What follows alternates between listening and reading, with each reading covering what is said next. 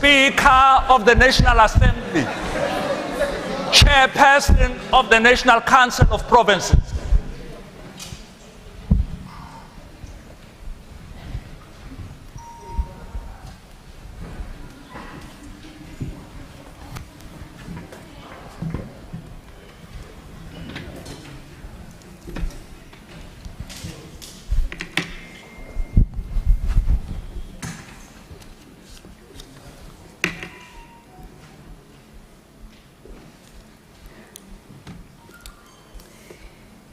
There will now be an opportunity for silent prayer or meditation.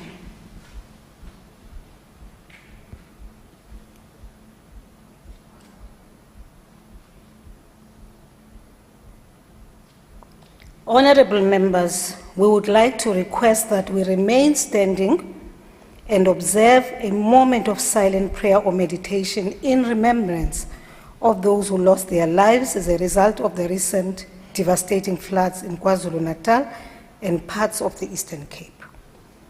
We also keep in prayer all those whose homes and livelihoods have been affected by this disaster.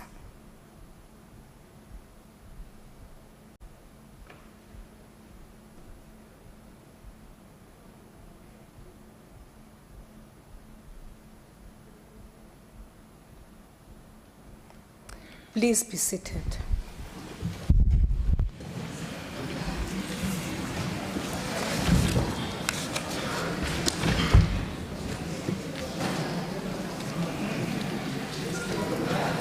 Order.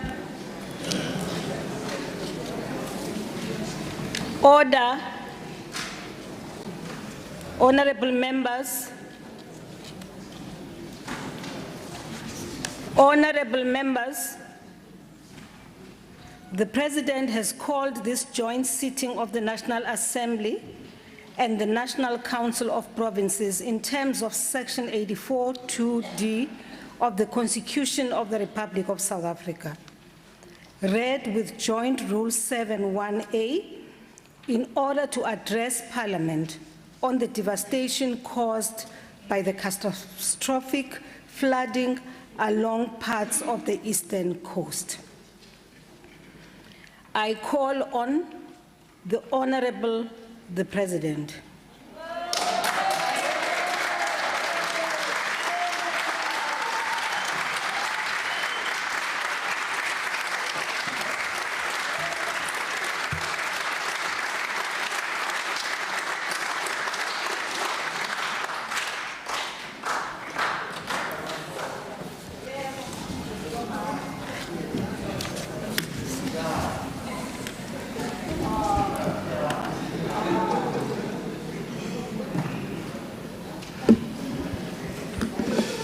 Speaker of the National Assembly, Ms. Nosiviwe Mapisa Ngakula, Chairperson of the National Council of Provinces, Mr. Amos Masondo, the Premier of KwaZulu Natal, Mr. Sihle Zikalala, the Premier of the Eastern Cape, Mr. Oscar Mabuyani, honorable members,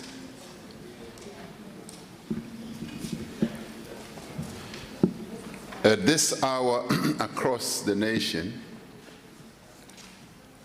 men and women of all faiths and beliefs are observing a moment of prayer for those who lost their lives and for those who are still suffering as a result of the catastrophic floods that ravaged parts of our country, as well as the fires that have displaced hundreds of people in this city. The National Religious Forum is conducting at this very minute a walk of witness at some of the flood-affected areas in KwaZulu Natal to assess the situation and offer solidarity and pastoral care and counseling to those who've been affected. The National Religious Forum has called on all South Africans to use this time, 2 p.m. as we are meeting now, for a collective nationwide prayer event. We applaud our religious leaders for providing comfort, support, and encouragement at this very trying time of national grief. We have, through you, National Speaker of the Assembly, already had our moment of silence, and we're very pleased that we have joined the many thousands and millions of South Africans who are at this very moment observing this moment of prayer.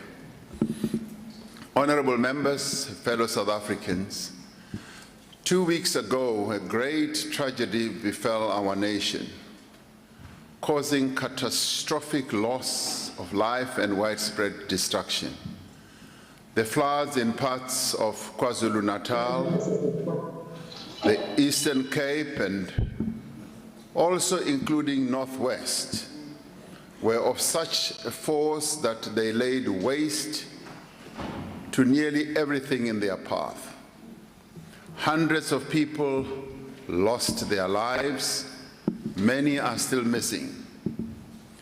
Hillsides, homes, roads, bridges, and other valuable infrastructure of our nation were washed away. Factories, warehouses, shops, public buildings, farms, and fields were flooded. Just when we were rebuilding our lives shattered by COVID-19 pandemic, just as our economy was beginning to show signs of recovery, we've now been plunged into mourning once again. I'd like to thank you for having agreed that this special joint session of Parliament should take place so that members of the National Assembly and the National Council of Provinces should have an opportunity to express solidarity for those who have passed away and those who are injured. It is correct and appropriate that as the elected representatives of the people of our country, you should also be involved in the work to rebuild the lives and the livelihoods that have been affected by these floods. The extent of this crisis calls for unity in action across the nation and within this Parliament as well, across party lines. If there ever was a moment when we should all be united in action and indeed in our grief and mourning, this is the time.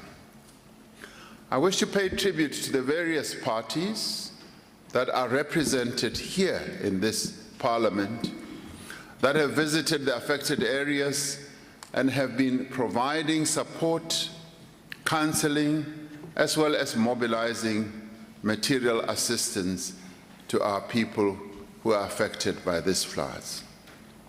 I wish to applaud the contribution of many South Africans and many businesses who have, over the past 2 weeks, sent donations, food, clothing, and other essentials to affected communities.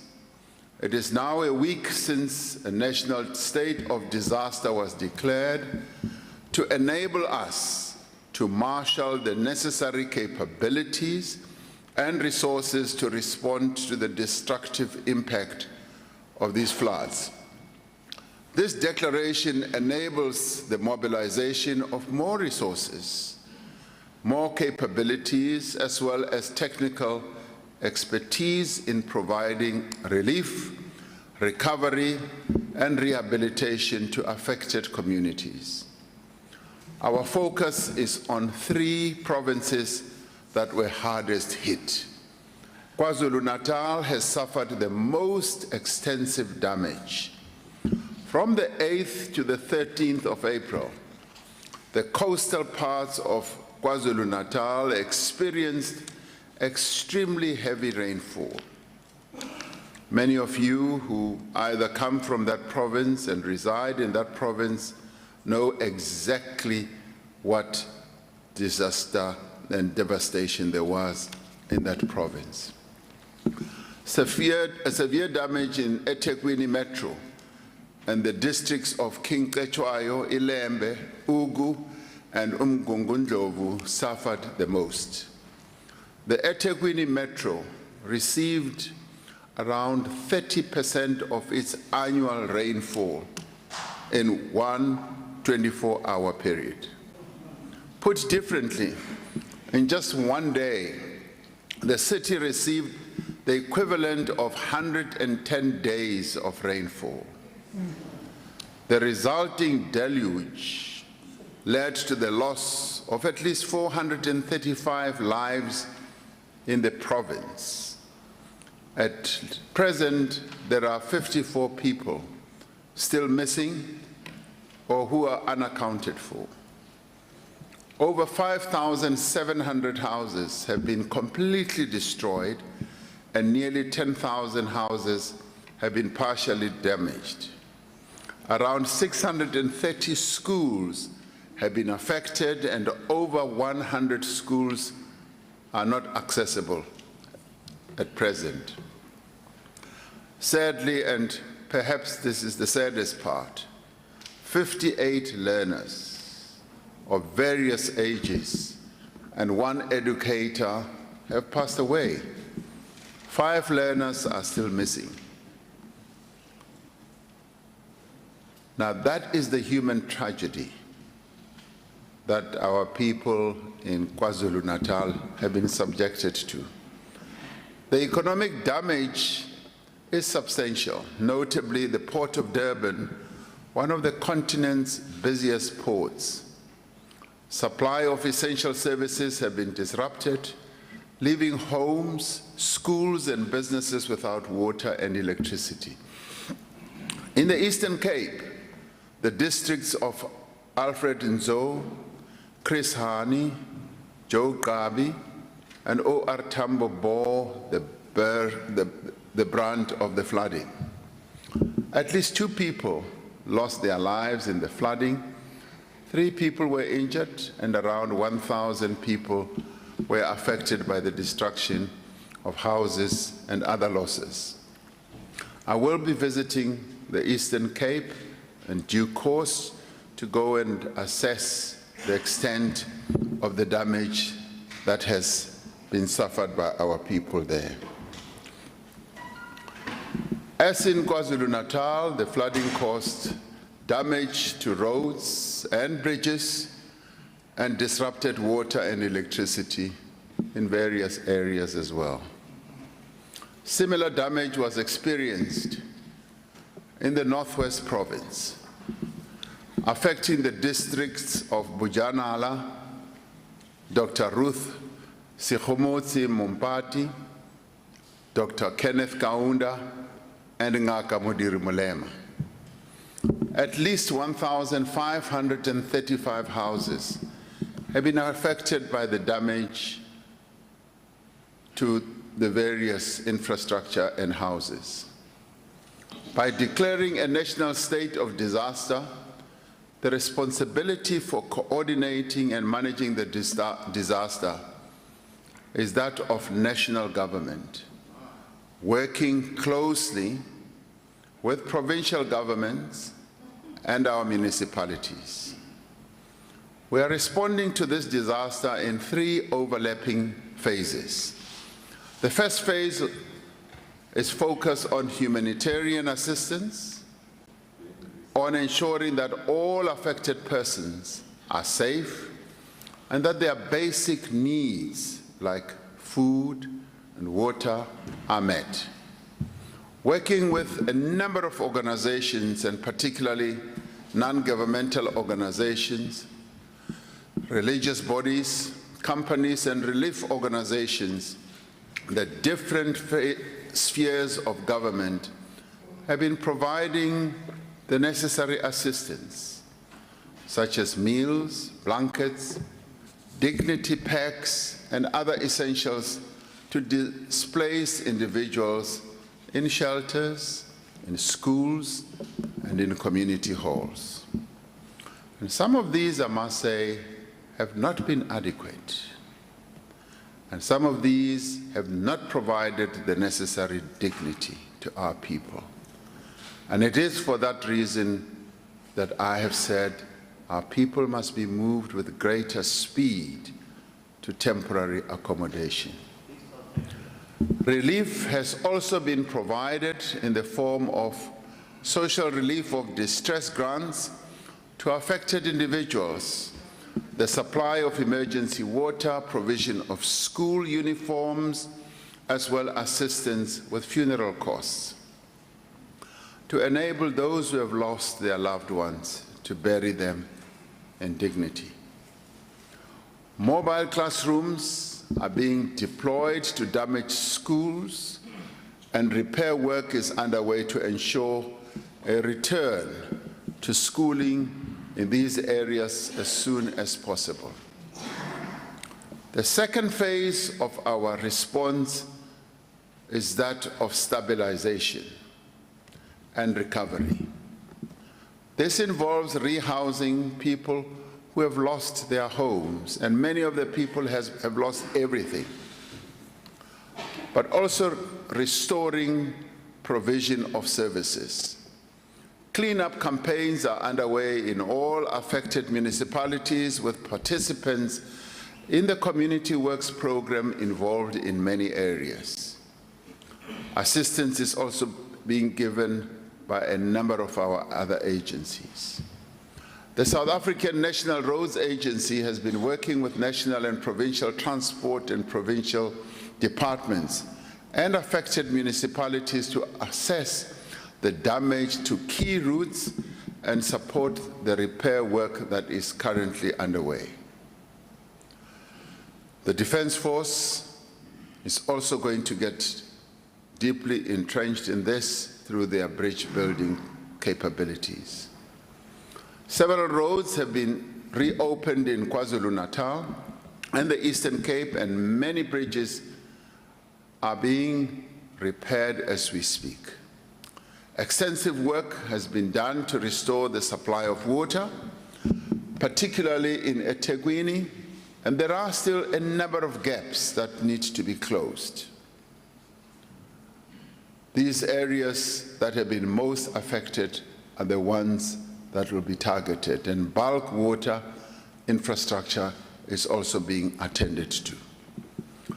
Restoring water supply to all areas remains a significant challenge, however, and is vital if we are to safeguard the health and the well-being of all residents of these areas. Electricity has been restored in most areas of eThekwini and other affected municipalities, although there is still a high volume of faults that are being reported as we speak, and these need to be attended to. Providing accommodation for families that have lost their homes is a priority, especially with the winter months approaching. This involves, in the immediate term, the provision of temporary residential units and a voucher system for households to rebuild partially damaged houses. Work is also underway to identify suitable land parcels to build new houses for those who have been displaced. The province of KwaZulu-Natal has set up an online portal for businesses to report damages and is working with the National Department of Small Business Development to reprioritize resources to support small businesses that have been affected. The third phase, Madam Speaker, in our response is focused on reconstruction and building. Engineers have been deployed with several public and private entities and from a number of other provinces to assist with technical assessments of the damage to infrastructure and to advise on immediate and longer-term measures to repair and to rebuild. Access to the Port of Durban has been restored through temporary repairs to the Bayhead Area Road, and work is underway to return the road to its previous condition and possibly enlarge it into a 4-lane road. Honorable members, all the areas affected by the flooding will require significant commitment of resources to recover from this disaster. We will need to mobilize substantial funding within a fiscal environment that is severely constrained. We have to provide support to displaced households and rebuild roads, bridges, buildings, and other infrastructure, while at the same time sustaining expenditure measures in support of the reconstruction and recovery of our economy. We must respond to the impact of these catastrophic floods at a time when we are still counting the cost of COVID-19 pandemic and the July 2021 public unrest. Some of the funding needed to respond to this disaster is available in the existing budget of departments, provinces, and municipalities and our public entities. National Treasury is providing guidance to the relevant institutions on how they may reprioritize resources in their budgets, how they can access disaster response grants, and the requirements for the reallocation of conditional grant funds. Another source of funding is the contingency reserve for 2022-2023, which can be used for the repair and rebuilding of damaged infrastructure and other disaster recovery. It will, however, only become available once the 2022 Appropriation Act is enacted. The Solidarity Fund is also putting in place dedicated teams to assist with humanitarian and other forms of relief. As it did with COVID-19 response, the fund has established an account to receive donations from organizations, companies, and individuals. Government will make an initial amount of funds available to the Solidarity Fund, as I said, to enable it to undertake the necessary work. This is an important part of the broader effort to build social partnerships that draw on the best talents as well as the capabilities of both the public and private sectors. National Treasury is continuing to interact with various state institutions involved, including the National Disaster Management Center, to assess the extent of any additional funding required to respond to the disaster. It is clear, honorable members, that more money will be needed to deal with the reconstruction and rebuilding work that we must undertake. We have to ensure that all funds used to respond to this disaster are spent effectively. It is a great source of shame when this disaster struck. The most burning public debate was around fears that the resources allocated to respond to this disaster would be misappropriated or wasted. This shows us just how tired the people of South Africa have become of corruption. It is a stern reminder to all of government and businesses providing goods and services that the people of South Africa will not stand for acts of self-enrichment at the expense of those who have already lost. And that is why several measures are being taken to strengthen oversight and accountability. Working together with the National Treasury, the Auditor General will conduct real-time audits. Repeat, real-time audits on the emergency flood relief funds.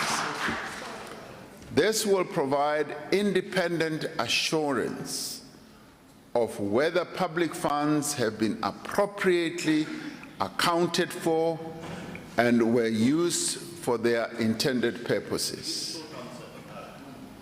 These audits aim to prevent, to detect, and to report on the findings to ensure an immediate response to prevent leakage, potential fraud, as well as wastage.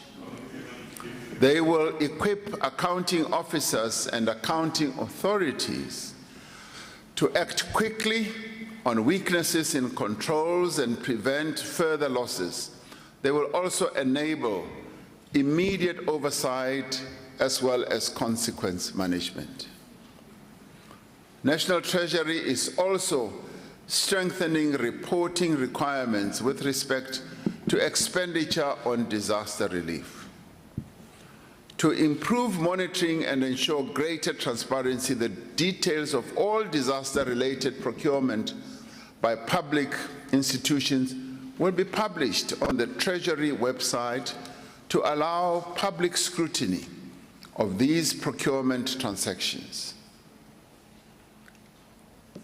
These storms, honorable members, the resulting loss of life and the destruction of key infrastructure are a reminder that climate change remains the biggest single threat to the future of humanity.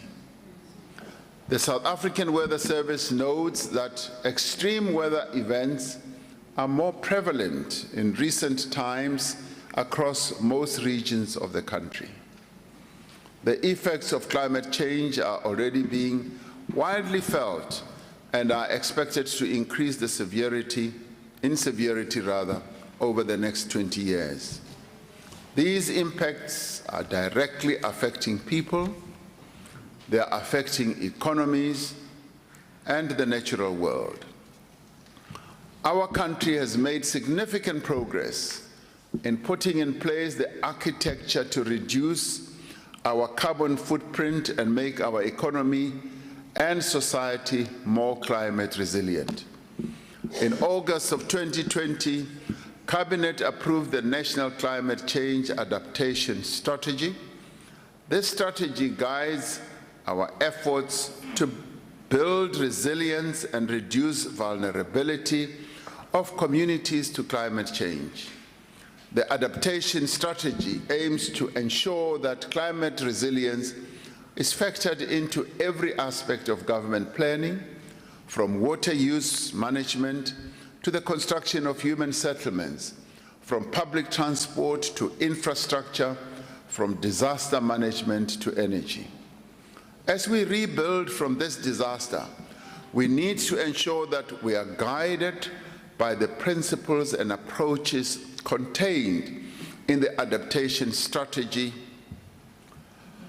There is no shortage of heroes in our country, honorable members. We have seen it once again during this disaster.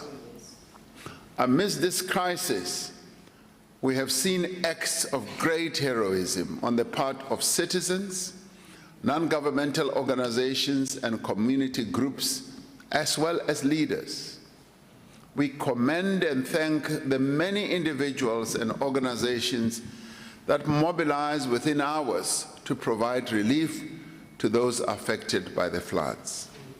I do want to single out, yes, the political leaders of our two provinces, Premier Zikalala, as well as Premier Mabuyane, for the work that they have done.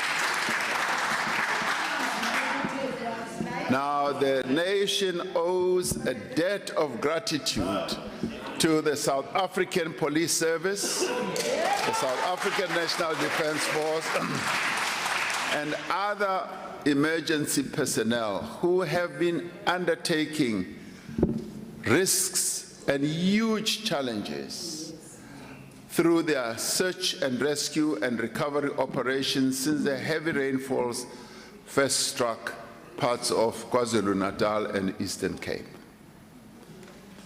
This includes rescue personnel from the Western Cape, the Free State, Northwest, Gauteng and Mpumalanga. And Limpopo. You must come, yes, you come from Limpopo. Yes, indeed. Yeah.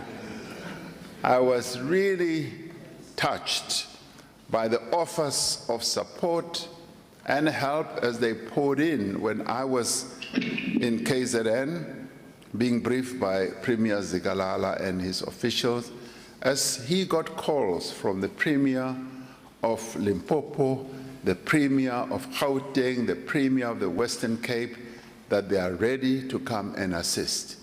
That truly touched me because that showed that as a nation, there is solidarity that we can rely on. And in this regard, for those who have really sacrificed, we remember and honor Sergeant Busisiwe Mjwaka, a police diver who died while conducting a search for victims in the Msunduzi River. Through their tireless efforts in dangerous conditions, these heroic South Africans have saved countless lives and kept many people from harm. They have also undertaken the difficult task of searching for missing persons who have been washed away by the rivers, by the floods rather, and have become enmeshed in the muds that have just washed them away. It is to these courageous women and men that the nation owes so much. Without them, the human cost of this disaster would have been far greater. We are grateful for the messages of support and pledges of solidarity that have been received from across the world, including from the African Union, the United Nations, and several heads of state. We thank those countries that have offered various forms of assistance as we respond to this disaster. The effects of this tragedy will be felt for a long time to come. The trauma of losing loved ones, homes, and businesses will take a long time to heal. Over the past few years, we have found ourselves at a crossroads many times. We have found ourselves feeling helpless and hopeless. Our nation's resilience has always been its shield, and our ability to unite in times of crisis has been our greatest strength.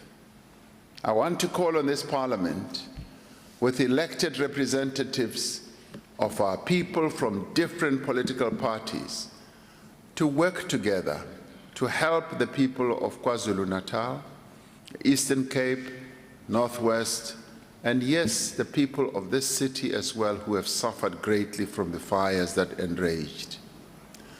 Let us help them to rebuild their lives.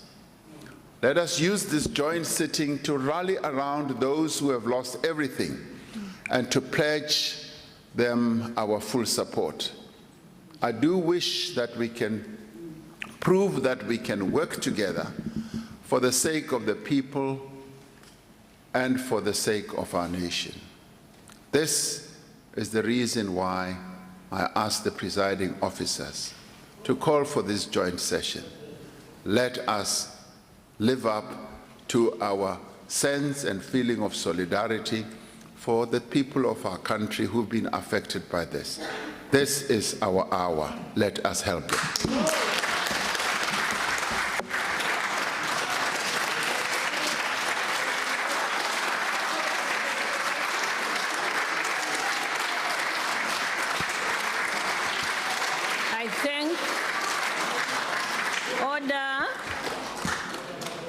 I thank the Honorable President for your address. And order members, may I plead with you to keep your masks on.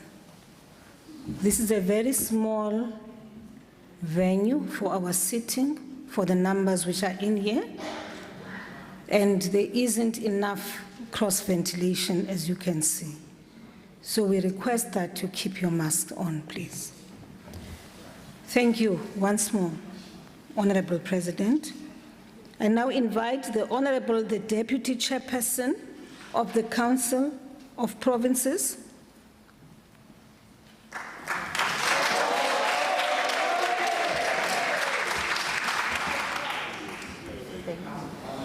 Thank you very much, Honorable Speaker. Goedemiddag.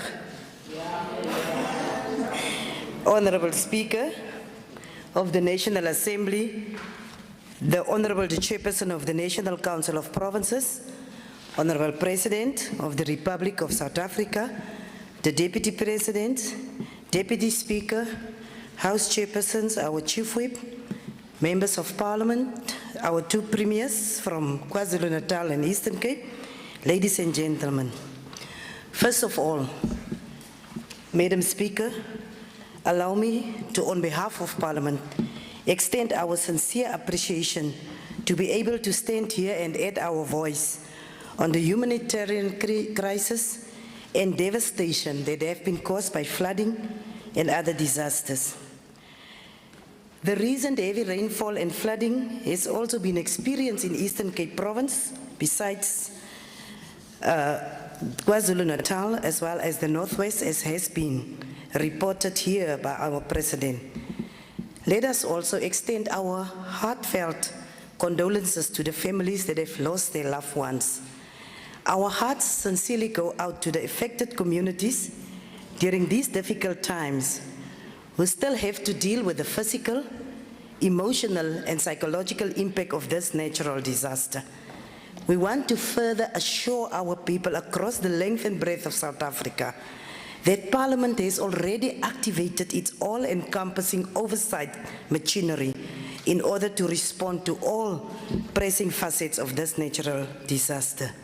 Honorable members, Tedros Ghebreyesus, the former Minister of Finance in Ethiopia, contextualizes the multifaceted nature of natural disasters when he stated, and I quote, "The specter of climate change threatens worsening natural disasters, rapid urbanization, forced migration, and economic hardship for the most vulnerable. Despite significant global advances and inability to effectively address epidemics and the health emergency still prevail and continuously threaten global health security and economic development. The effect of this natural disaster is indicative of the deepening and multifaceted developmental challenges that we continue to face as a country. The floods are threatening to deepen existing social and economic inequalities, with the poor sinking into deeper levels of general poverty and cyclical vulnerability. It is also worth noting that joblessness is at an all-time high in the country, with many, and I've closed quote, President, with many being forced to do precarious work which does not provide long-term sustainability. Women and youth remain significantly vulnerable, with unemployment, particularly amongst those of working age, being mostly affected. We must therefore be mindful that we should not only be focusing on the provision of relief for those affected, we must equally activate economic recovery, growth and development response plans so as to provide sustainable solutions to the developmental regression that has impacted not only on the affected provinces but the rest of the country. The natural disaster took place against the backdrop of the COVID-19 pandemic, which in itself continues to cause far-reaching social and economic distress. As we strive forward as a nation to emerge from the throes of the economic inertia that has been caused by the COVID-19 pandemic, the state machinery broadly must continue to strive to give full effect to all economic recovery measures targeted at provinces, metros, districts, and localities. Mr. President, under your leadership, You have ushered in various reforms to respond to the developmental challenges that have been created by the COVID-19 pandemic, including various other pre-existing challenges. We now require an urgent activation of all forces, resources and social compact to implement the grand plans already announced to ensure their effective implementation. This natural disaster once again urges a concentrated, unified and integrated approach to respond decisively and speedily to the hardships faced by our people. As we grapple with the reality that our developmental agenda now faces significant resistance due to the onslaught of not only the pandemic but also the looming natural disasters, we must also strengthen all efforts aimed at implementing relief measures to assist those affected by this natural disaster. We have reached a tipping point in our developmental era under the South African democracy, where we cannot simply congregate for an exercise of exchanging insults and apportioning blame. The current state of our economy, as exacerbated by various other external shocks known to all of us, demands a change in attitude and commitment so as to restore the promised dignity of living under the auspices of a democratic South Africa. Climate change has been a subject of decades of global scientific studies. Set up in 1988, the Intergovernmental Panel on Climate Change and its 2007 report reflects a firm consensus based on more robust findings that human-induced climate change is now unequivocal. It is already well underway and is occurring faster than expected. The flooding along the parts of the eastern coast serve to remind us to prioritize the disaster risk management, South Africa's Disaster Management Act, and the National Disaster Management Framework, which guides the implementation of the acts. These legislative instruments emphasize the importance of the integration and coordination of risk reduction across all spheres of government. The lack of access to insurance and social protection means that people in poverty are often forced to use their already limited assets to buffer disaster losses, which drive them into further poverty. Poverty is therefore both a cause and a consequence of disaster risk.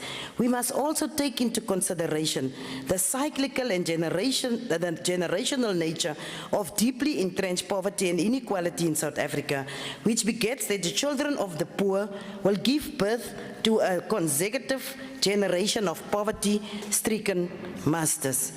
I therefore want to concur with historian and author Nathaniel Philbrick when he states, and I quote, "In all natural disasters through time, man needs to attach meaning to tragedy, no matter how random and inexplicable the event is." Moving forward, in dealing with the devastation caused by the catastrophic flooding, we need to embark on joint integrated planning, which will enhance the power and functions of our institutions, which include the ability to work in a cooperative manner, so that there is greater cohesion and a positive impact in the lives of our people. We must continue to strengthen the district development model, which is an operational model for improving cooperative governance aimed at building a capable, ethical developmental state. As Parliament, we have taken a decision to establish an ad hoc joint committee on flood disaster relief and recovery, among other things, to ensure a coordinated oversight approach and oversee the response and implementation of the relief measures by government. We will also provide the mechanisms and platforms for communities to voice both positive feedback and criticism to those providing humanitarian assistance and for them to receive the appropriate redress for issues raised. Honourable Member, your time has expired. Thank you. Thank you. I'm really not used to that. Thank you very much, Honourable Speaker. Thank you very much, Honourable President. I now invite the Honourable, the Leader of the Opposition.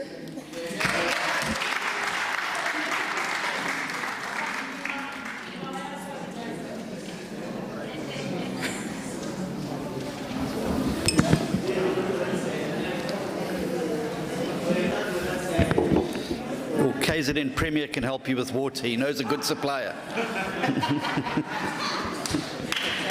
Madam Speaker, Mr. President, honourable members, the devastating flood in KwaZulu-Natal has brought immense misery to a part of the country that was already reeling and battling to recover from the violent riots of last year and the looting. We hold those affected communities in our hearts and in our prayers, and we extend our deepest condolences to all of those who lost loved ones, family, friends, and colleagues. We can rebuild homes and streets and bridges, but we cannot bring back the 435 South Africans who've perished in this disaster. Our priority now must lie in bringing humanitarian relief to stricken communities and to reconnect them as quickly as possible to water, electricity, and sanitation infrastructure. It's been over 2 weeks now, and there are still far too many communities that still are living without water and without electricity. In many areas, there are still no signs of the promised water tankers, which very easily could have been brought in from other provinces to assist. Mr. President, if widespread access to clean water is not restored quickly, we are going to see the outbreak of a second disaster in the form of deadly disease. The urgency of restoring these services, and particularly clean drinking, cooking, and cleaning water, cannot be overstated. But somebody needs to drive this, and therein lies the problem. Mr. President, you clearly knew that your provincial government in KwaZulu-Natal, nor your local government in eThekwini, was set up with the task of dealing with this disaster, which is why you declared a national state of disaster.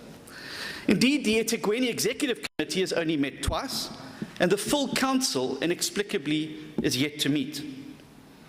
The mayor of eThekwini has been entirely absent during this past 2 weeks, and the Premier's contribution was to hijack a water tanker for his personal use.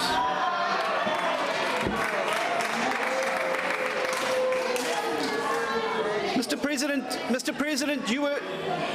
President, you were right not to trust them. In your televised address, straight after the flood, you said that the primary responsibility was to coordinate and manage the disaster had been assigned to a national government. Pedestrian is your response to disasters. In theory, this would lift the responsibility away from local government and provincial government and allow your government to manage the rescue efforts and recovery efforts centrally. But I say in theory, because in the real world, this is not what's happening on the ground at all. In the real world, no one is actually managing this process. Everyone has simply run away from the problem, and desperate residents have been left once again to fend for themselves. Order, man, order. City officials have switched off their phones, the mayor's gone AWOL, your councillors are telling panicked residents to F off on WhatsApp, the Premier grabs a water tanker for himself, council staff are stealing the care packages meant for the rescuers, and when the ministers finally arrive, they commandeer helicopters and choppers for vanity flybys that should have been used to rescue individuals. And amid all this, our councillors are trying their best to assist frustrated communities, and they're having to bear the brunt of these frustrations because they're simply the only people that are there. So despite your best assurances on television and in this House, there is no coordinated national response at all. Your government, I'm afraid, Mr. President, is absent. By declaring a state of national disaster and then not stepping in with a nationally coordinated response has created now a dangerous leadership vacuum in a time of great crisis. And as we saw in the riots last year, when leadership is absent, lawlessness and chaos start to reign. And already one city official has been killed at a water tanker filling depot. We dare not let this become a deadly repeat of the July riots last year. Mr. President, you said in your address, and I quote, that this situation called for a massive and urgent relief effort. But 2 weeks later, there's no sign of this effort. If a disaster management plan exists, no one has seen it. If there's a disaster management centre, and it's better than your 30% that you got, if there's a disaster management centre as mandated by the Disaster Management Act, where all the various response services are brought together into one location. No one has seen it. If leaders from national government have been assigned there to deal with the crisis, they must be operating by stealth because no one has seen or heard them.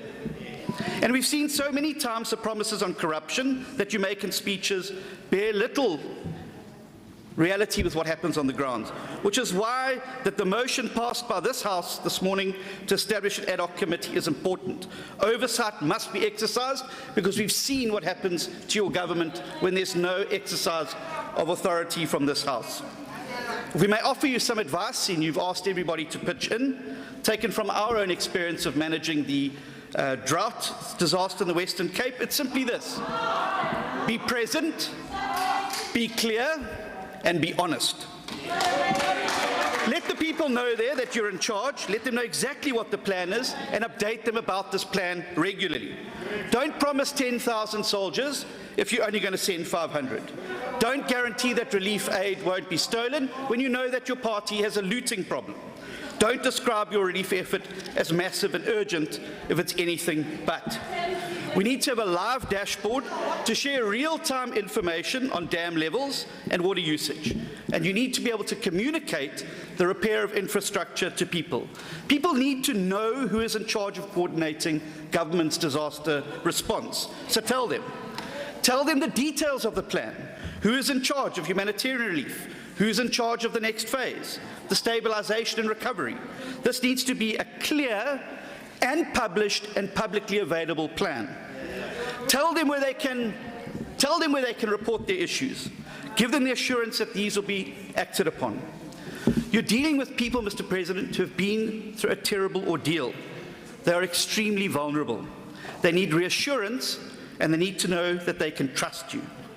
Be present, be clear, and be honest. You cannot disappear in a crisis. Thank you.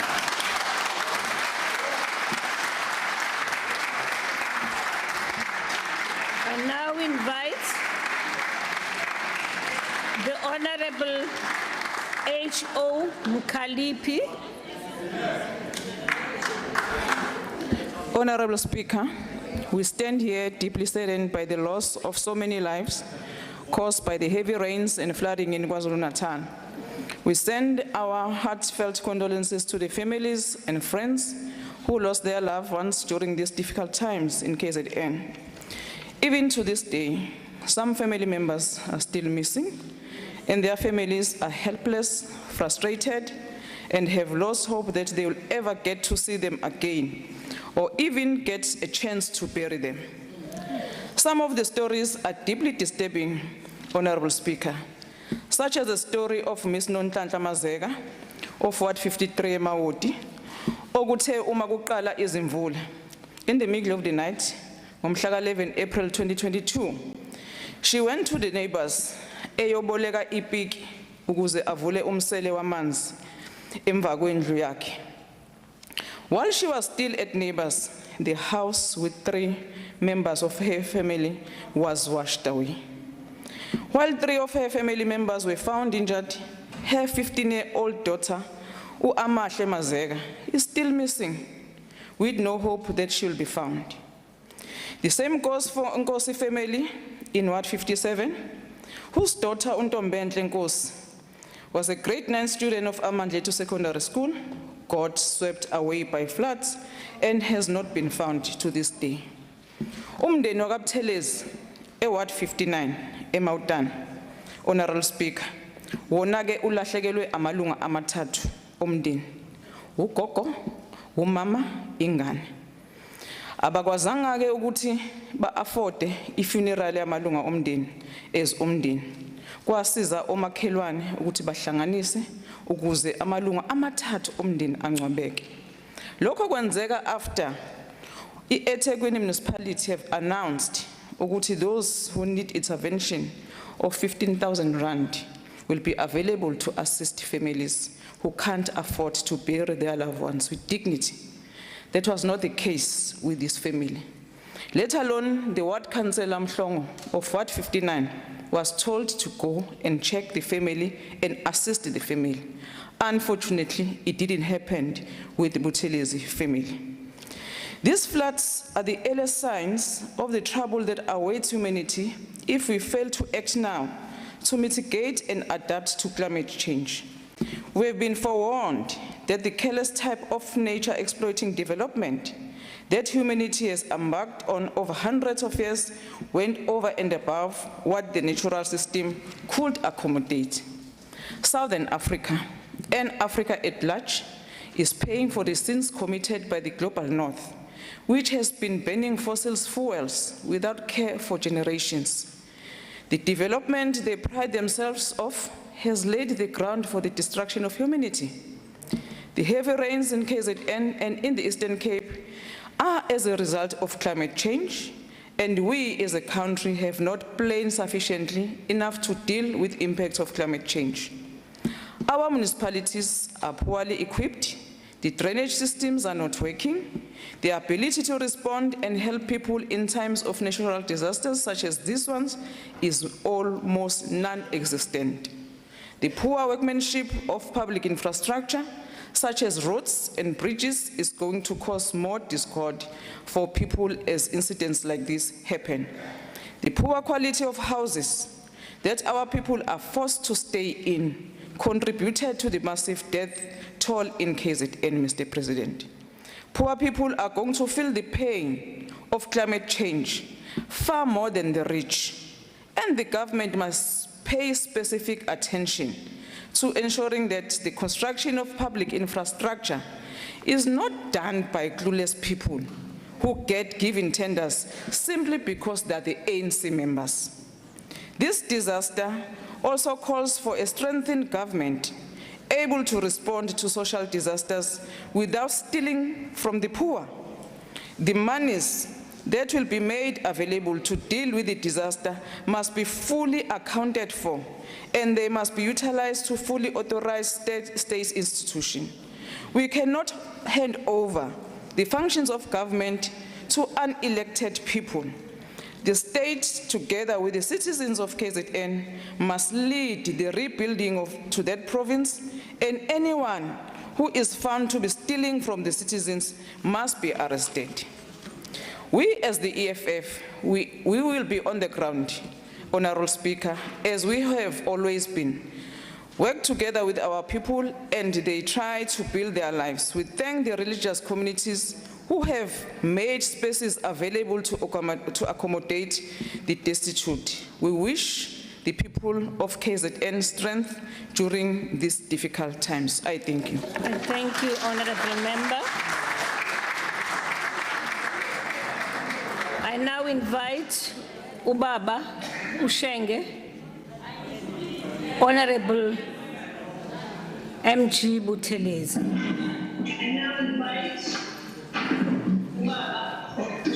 Honorable Speaker of the Assembly, thank you. Your Excellency, our President, and Honorable Chairperson of the National Council of Provinces, His Excellency, the Deputy President, Honorable Ministers, Honorable Deputy Ministers, and Honorable Members of the Assembly. On Sunday morning, Madam Speaker, Princess Lindy Johnson, Kachelendoda, laid to rest her daughter, Princess Monagel, and 4 of her grandchildren. We have who enemy, who Akile, and Zekete. And all 5 were lost when their house collapsed under the floods in Hammersmith.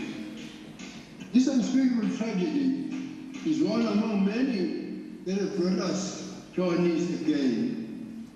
Honorable Madam Speaker, families throughout because of Natal and in the Eastern Cape and Northwest are mourning the loss of loved ones, some of whom are yet to be found, as has been said repeatedly in this assembly. Homes have been destroyed, and entire communities are living in school halls and church halls, trying to make sense of the love which is utterly changed.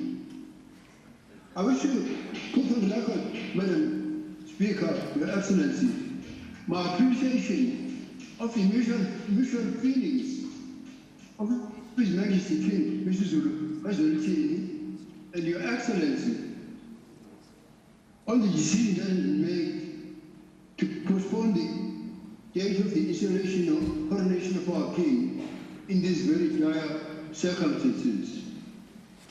On behalf of the Inkatha Freedom Party, I express my deepest condolences to all that our people have lost their loved ones. We will be picking up the pieces clearly for a very long time to come. As you have stated, Your Excellency, while sinkholes maintain the threat of further infrastructure damage, already the task of rebuilding roads, bridges, and buildings is enormous. Yet the damage goes well beyond infrastructure.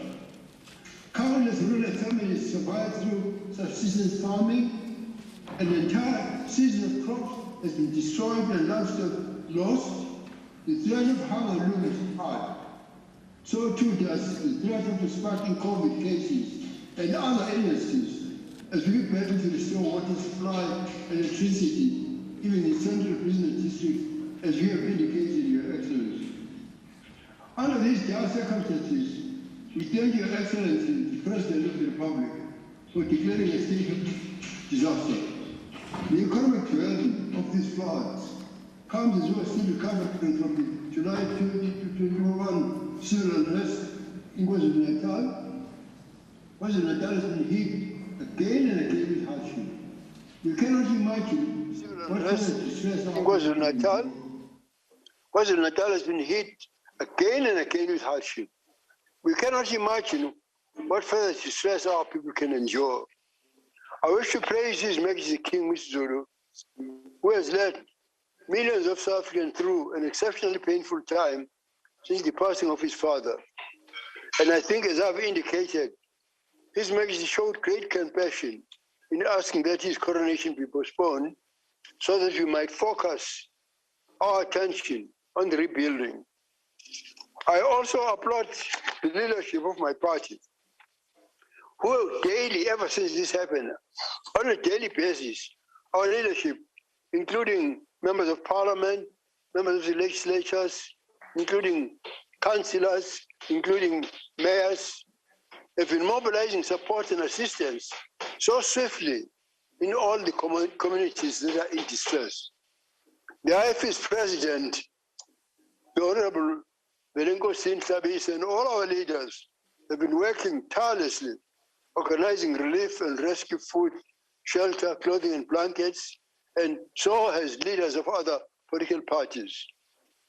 The work of rebuilding broken lives and damaged infrastructure will largely be done through the local government, and I'm proud of how IFE-led municipalities have responded.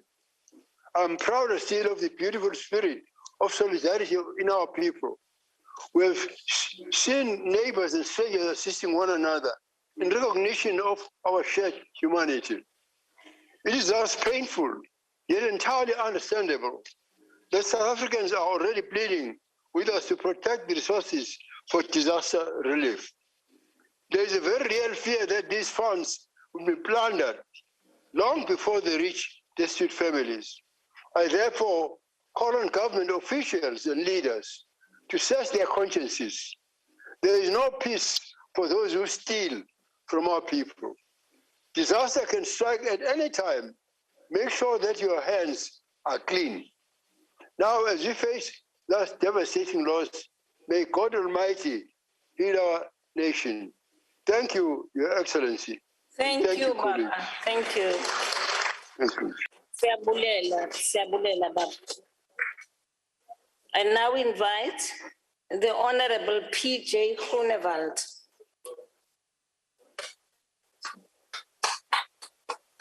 Geachte Speaker, deur u die achtbare president. Achtbare president is reg. Ons moet bid. Maar ons moet nie net bid wanneer daar 'n ramp plaasgevind het nie. Suid-Afrika het elke dag gebed nodig. Want ons kan nie môre, as alles weer goed gaan en sê, Here, staan nou eers bietjie een kant. Ons sal nou eers kyk wat gesteel kan word en wat geplunder kan word. Ons moet elke dag bid. Honorable Speaker, You're quite right. The people of South Africa are asking the questions, what about the corruption and the billions that's going to be availed for this disaster? You yourself said that the ANC is the accused number one as far as corruption is concerned. Honorable President, the ANC is still accused number one. It is the words you've used in 2019 with the funds. You also said that you will ensure that the money appropriated and allocated will be used for that purpose. And you said that the Treasury and the Auditor General will see that it happens. Now you say it again. The only difference now is real-time audits. Now, Honourable President, please, don't let us wait. Further on that, Honourable President, is that we already heard about the corruption taking place at this time, as we speak. I can assure you that there are certain hyenas and vultures waiting at the gates for the funds and the gates to be open so that they can loot. Honourable President, I appeal to you that it is not only about funds that is available now, but also for the future, as specifically as far as infrastructure is concerned. And I appeal to you that those contracts must be publicized and be open for public scrutiny. Honourable President, we must also be honest. The flood in KZN is not only a natural-made flood, it's also a man-made disaster. In this sense, that there was not proper planning. And as far back as 2019, for instance, the Chamber for Commerce and Industry already appealed in that disaster to the eThekwini municipality to look at the infrastructure which they did not properly did. Finally, Honourable Chairperson, my time is catching up. Ons vind nou eers uit wat was die waarde van die kommandostelsel wat in 2007 afgeskaf is. Die kommandostelsel was mense en die lede was van die gemeenskap wat onmiddellik kon opgetree het, wat die omgewing ken. Maar ons het nie meer daardie stelsel nie. And therefore I will appeal also to the President to seriously let the Honourable Minister, for instance, Defence, look at a system of a home guard. This is not going to be the last disaster we're going to have. It's the future ones that will also have to be looked after. Lastly, Honourable President, we have these disasters, but I want to emphasize the biggest disaster South Africa has at this moment is the fact that we have an ANC government that is incompetent to prevent corruption. I thank you. I thank you, Honourable Member.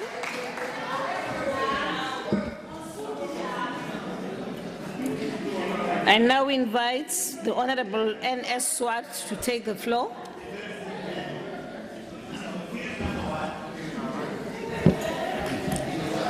Thank you, Speaker. Honourable President, on behalf of Reverend Meshwe, the ACDP would like to express its heartfelt condolences to all the families who have lost loved ones during these recent floods. We also pray for a speedy recovery of all those who were injured, and we join all those that are praying today, Honourable President. And it is significant, Honourable President, I would plead with you also to bring in the faith-based organizations. Not only are they praying, but they're also effective in action, for we know that faith without action is worthless. And they are there to assist at this time, not only with much needed pastoral care and spiritual care, but also practically on the ground. Just think if every church, if every imam, or if every mosque or every synagogue could be motivated to work together to help at this desperate time. Honourable President, you have correctly pointed out that the people in KwaZulu-Natal have had to face a lot in these last 2 years. First, the COVID-19 pandemic, then last year's rioting and looting, and now these devastating floods and fires that have literally washed their lives and livelihoods away. Humanitarian is desperate. Water, electricity, sanitation is desperate. And it would. Honourable President, I feel so deeply about the humanitarian crisis, but it would, as so many other speakers have indicated, be truly tragic if those who have suffered so much were again to fall victim to corruption and incompetence from those officials meant to help them in this desperate hour of need. And so we share the concerns that you've expressed, that so many other people have expressed, about the billions of rands of funds that need to be properly spent, the concept of servant leadership, Honourable President, and the concept of stewardship, rentmeesterskap, of state assets and state funds, that they must be properly spent for the best of the citizens. And so from my justice background, I welcome, and finance background, I welcome the real-time audits of spending that are to be announced. This we welcome. I also welcome the fact that the procurements will be made public for accountability. That is a very positive aspect.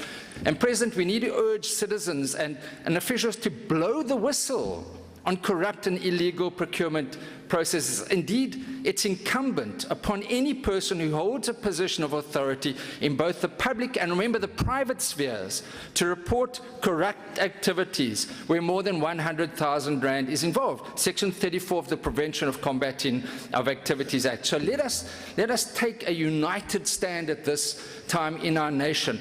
Let us stand together at this great, desperate humanitarian crisis. Let us stand together and say, Panzi corruption and looting, Panzi, Pambil, South Africa, Pambil. Thank you so much. Thank you, Honourable Member.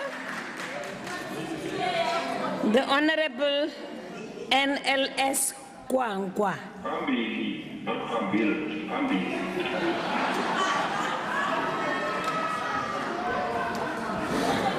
Honourable Speaker, Honourable President, on behalf of the United Democratic Movement, let me take this opportunity to extend our deepest condolences and sympathies to all the people that have lost their loved ones during the devastating floods that hit parts of KwaZulu-Natal, rather the KwaZulu-Natal and parts of the Eastern Cape recently.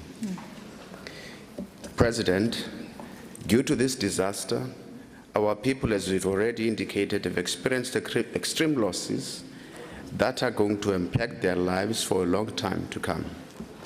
It is indeed therefore important and vital for government as a whole to intervene and play its part in ensuring that the affected persons are safe, and that at the very least in the short to medium term, their basic needs are indeed met.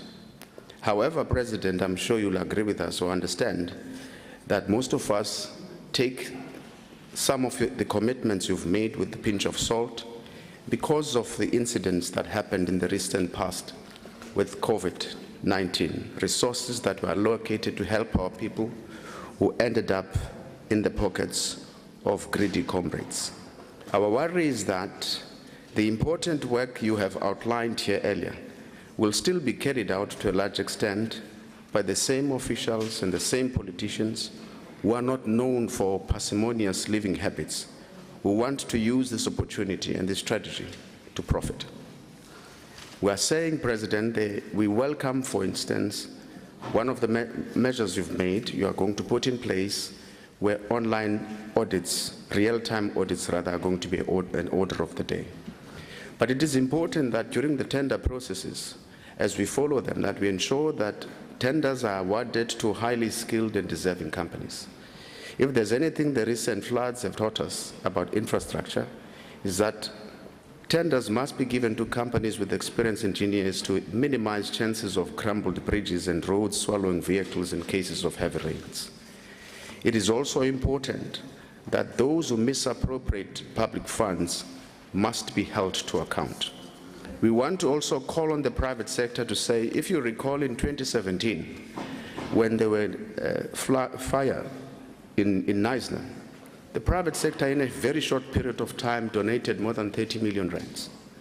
But whenever there are fires in informal settlements in KZN, we are talking about, for example, Standard Bank, I'm sure you had 2 million rands, they donated 10 million rands during the Naisna saga.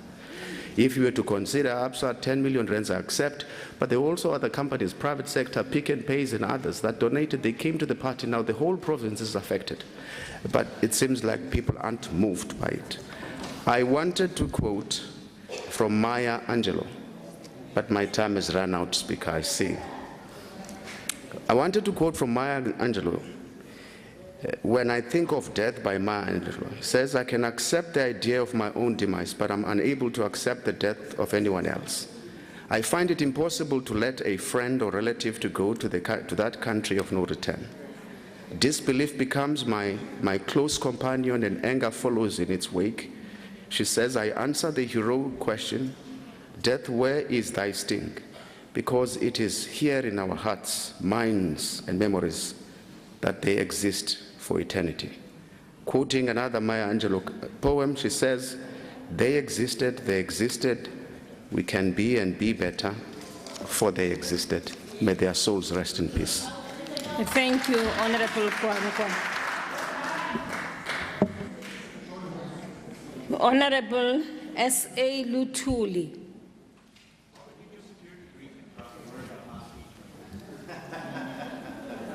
Honorable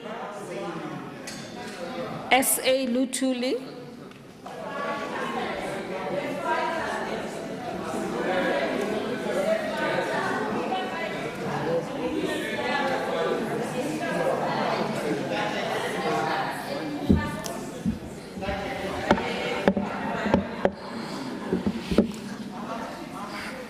Ngibingelele ku Commander in Chief Julius Malema nobuholi bonke be-EFF nababukeli emakhaya.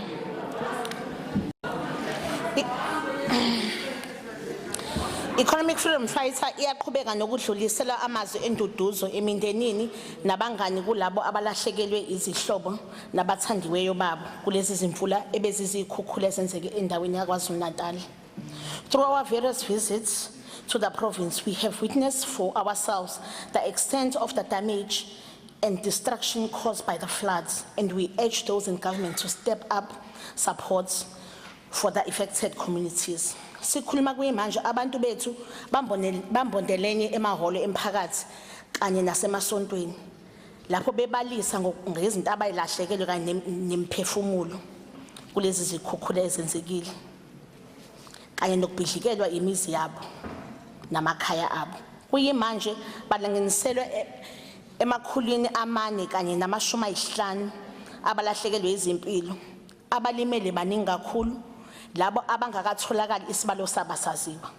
The floods has interrupted the day-to-day functioning in KwaZulu Natal, while more than 13,000 households affected, 5.6 billion rands of roads infrastructure destroyed, about 4,000 houses and more than 550 schools destroyed.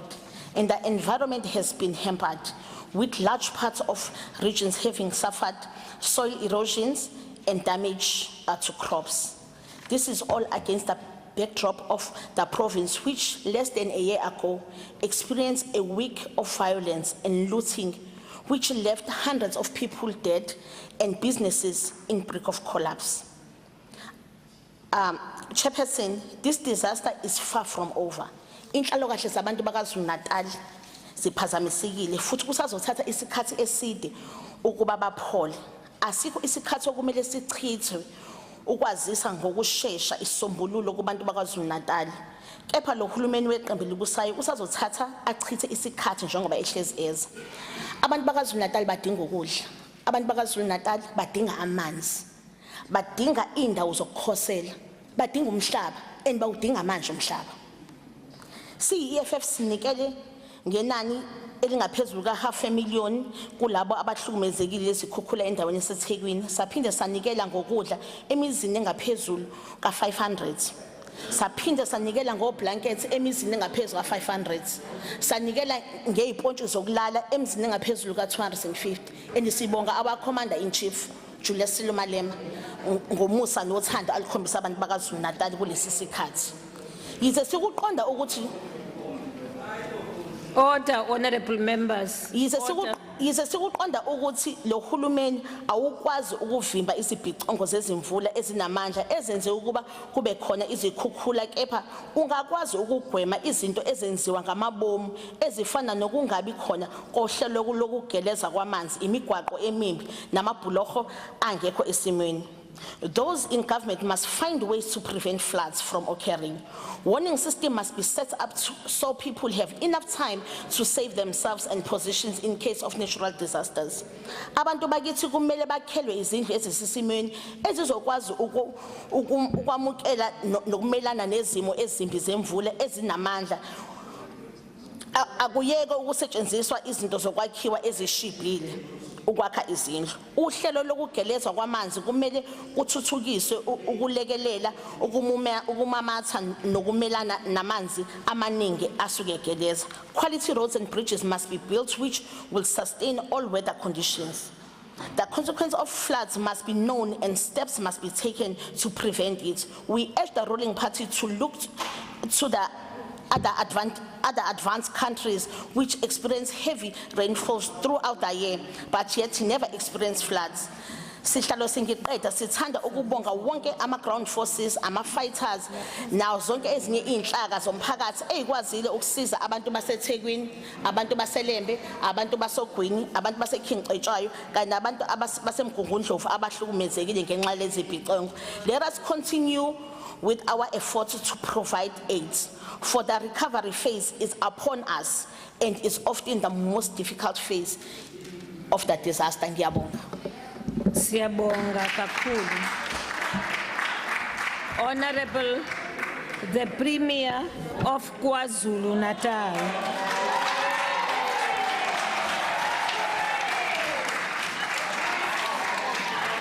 Sir.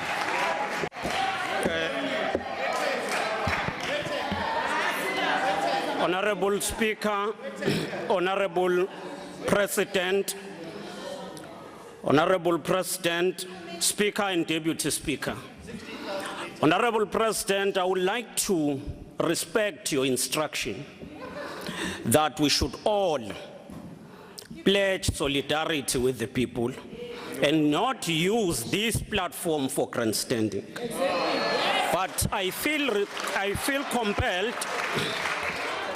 compelled to just clarify some few issues. Firstly, while we have made the public statement about the spat in Lamesi, the fact is that in Lamesi, I've been supporting that community for more than a year, including organizing water. Post that incident, I have provided them with 4 static tankers. But more than that, why I should do that? There is a councillor, but the councillor is missing in action. Councillor Pulani from DA. What I've said is, the leader of the opposition, one of the things we must do, we must stop discrimination. The leader of the opposition in this house come to the very same Ward 58. He chose to go to upmarket area, Umdloti, and ignore the people of Lamesi. Worse of that, he does not visit those people who were in halls where they are accommodated. Point of order. On behalf of the people of KwaZulu Natal, we wish to convey our gratitude to South Africans from all walks of life. Take your seat. Please, honorable member, point of order. All right. Thank you, Honorable Speaker. The leader of the opposition has used an offensive language, has used an unparliamentary language by claiming that the Premier is lying. So I think we didn't hear around that. You only heard alone. Will you please withdraw that? Yes, Madam Speaker. It's unparliamentary and you Madam know Speaker, that. he is lying, and that is the truth. I went to Inanda and to Tongaat, and the news reports are there for anyone to see. The Premier is lying. Honorable member, honorable member, you said you are a liar, and I'm saying withdraw that, with all due respect to you. Madam Speaker, the Premier is not telling the truth. Withdraw. I withdraw, but this man who steals water is not telling the truth. Thank you very much, Point of honorable. order. Thank you, Honorable. Khatebe. Honorable Speaker. Khatebe. Honorable Speaker. Yes. The leader of the opposition has used another offensive language in the House by saying that the Premier has stolen something. I think it's offensive language. Honorable. Hi, Honorable Steenhuisen. You are a leader. Hold on, Honorable Mazon. Honorable Mazon. Yes, yes, point of order. Honourable Speaker, it is a point of fact that doesn't require any motion that the Premier himself went on SABC radio and himself... Honourable Mazon, you said it's a point of order. ...his own accommodation. Take your seat. And that means that he's Take your seat, please. stealing water. Take your seat. You are making a speech. There's no point of order. Honourable members, honourable members. No, man. I say, please. No. Honourable member. No. Come on. Honourable member. Honourable Tsele. Lying on what? Honorable Speaker, I don't know what this point, but people died. Honorable Speaker, yes. Can we come back to the senses of this House and talk about the issue at hand? Thank Please, you. Mr. Thank you, Please. Honourable Tsele. Thank you, Honourable Minister. Honourable Premier, will you Thank please you, take the Honorable floor? Speaker. Sorry. As the people of KwaZulu Natal. Speaker, the point of order. Honourable Papo. Speaker. You can raise your Honourable Papo. Speaker, Sit down. even if there is an issue around disagreement, but in the rules there's what is called unparliamentary language. Yes. You have made a ruling, the leader of the opposition refuses to accept your ruling. And I don't think we can continue when a member of this House refuses a ruling from a presiding officer, worse from a leader of opposition. I don't think it's correct. He must actually withdraw, and if he has a problem with what the Premier has said, there are procedures to raise those matters in this House. Honourable Papo, thank you very much. I will rule on the matter at the end of the proceedings. Honourable members, we are messing up a very, very good debate. I said this 40. Please just lower your hand. Lower your hand. Lower your hand. So I can apologize. Honourable members, you are behaving like young ones now. We are adults and we are leaders. No, Please stop it. No. Yes, stop it. Honourable member, I said stop it. Now, order, yes. What is the order? Thanks, Speaker. While we were sitting here, the Premier of KwaZulu-Natal engaged the Honourable Cuthbert and lip-synced and told him to F off. And that is not parliamentary. Okay. Stand up. Amanga, Honourable Zikalala. Honourable members, I don't know, is there something wrong with the mic today?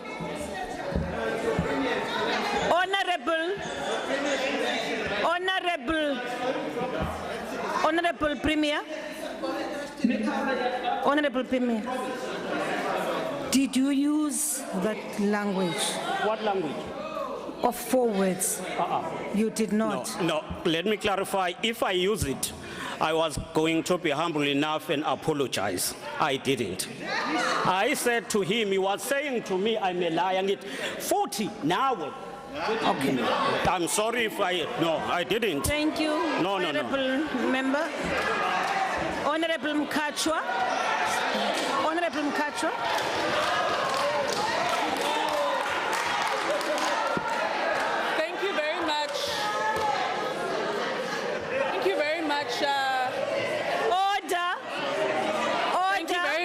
Speaker. Order, honorable member. Thank you very much, Speaker. Since we are on the trend of indicating what people lip sync, I'd like to indicate that the Member of Parliament who just stood up to raise a complaint on Honorable Zigalala himself continuously I don't know whatever is, to the Chief Whip of the Majority Party that she must shut up on a number of occasions. Can the Speaker's office please look into that? Thank you very much.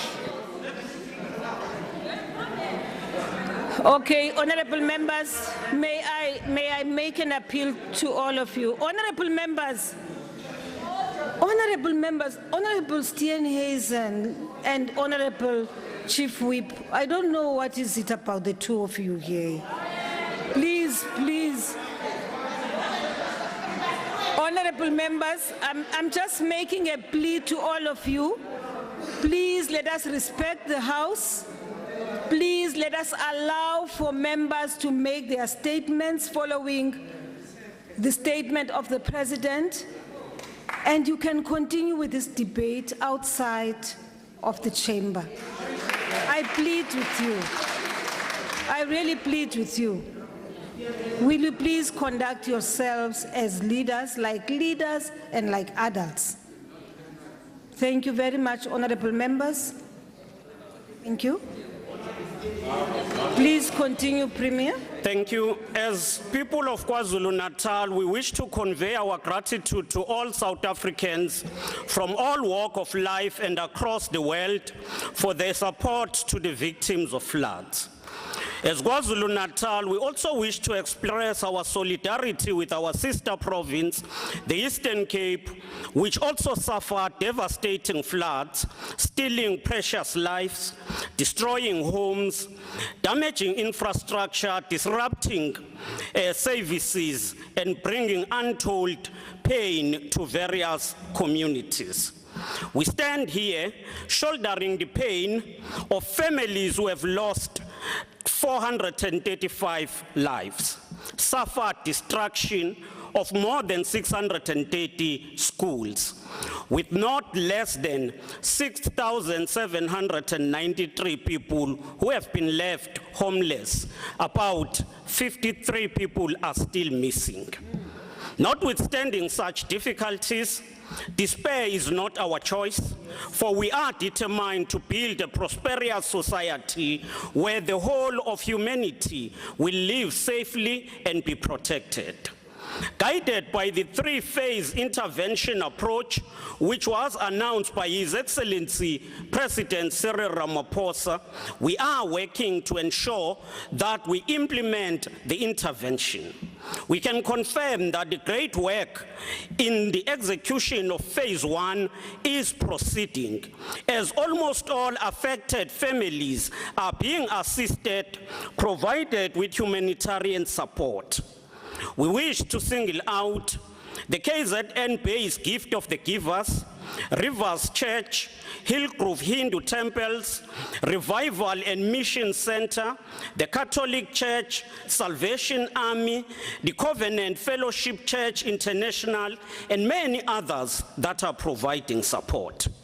The provincial government and the eThekwini municipality, AFBOP and Mutsepe Family Foundation are working together to provide dignified funerals to the perished citizens of the province.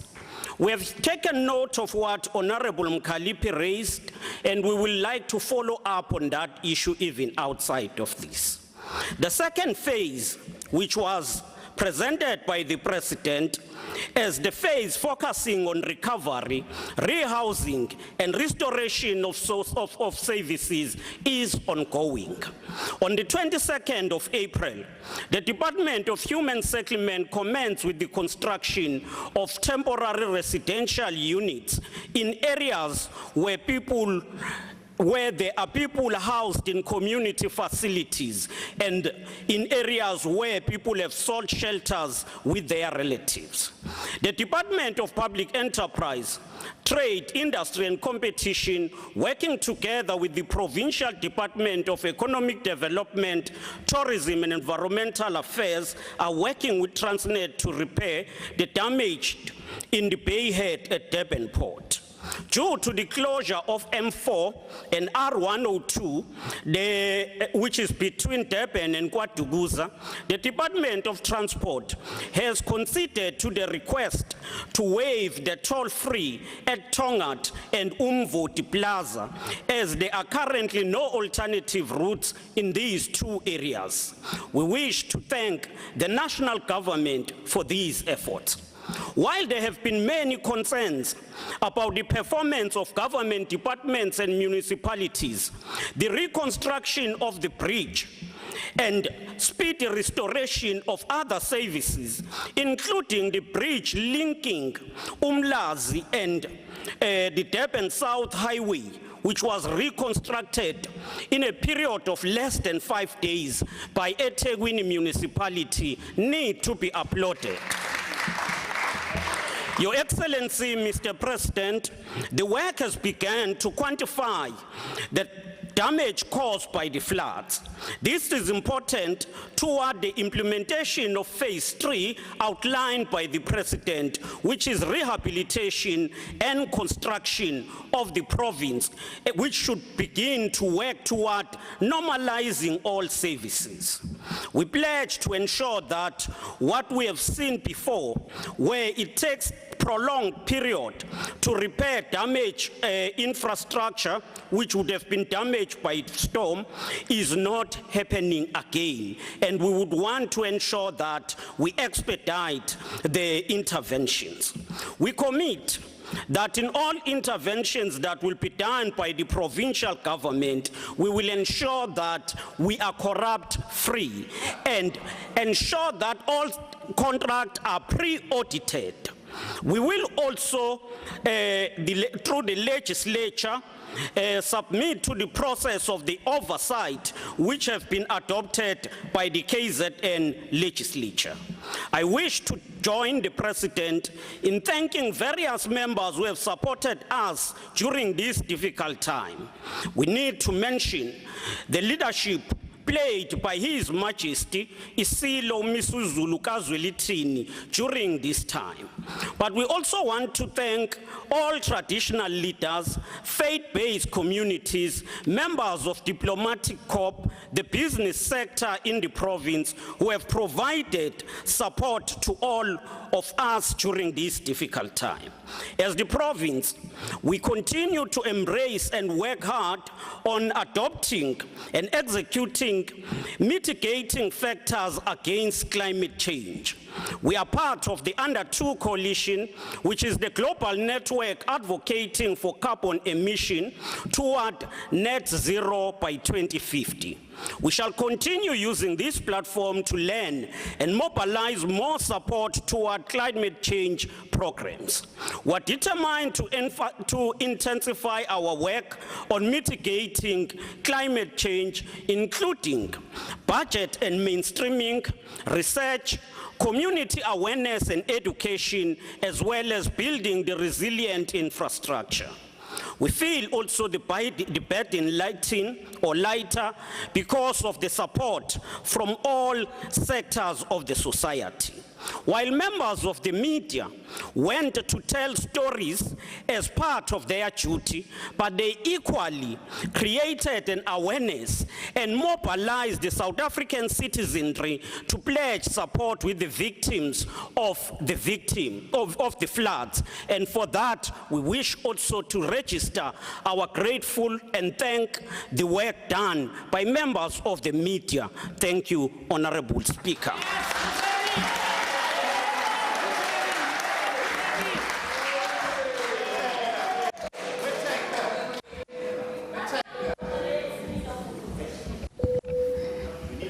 Thank you very much, Honorable Premier. We will now proceed to the next speaker, Honorable Zungula. Thank you, Chairperson.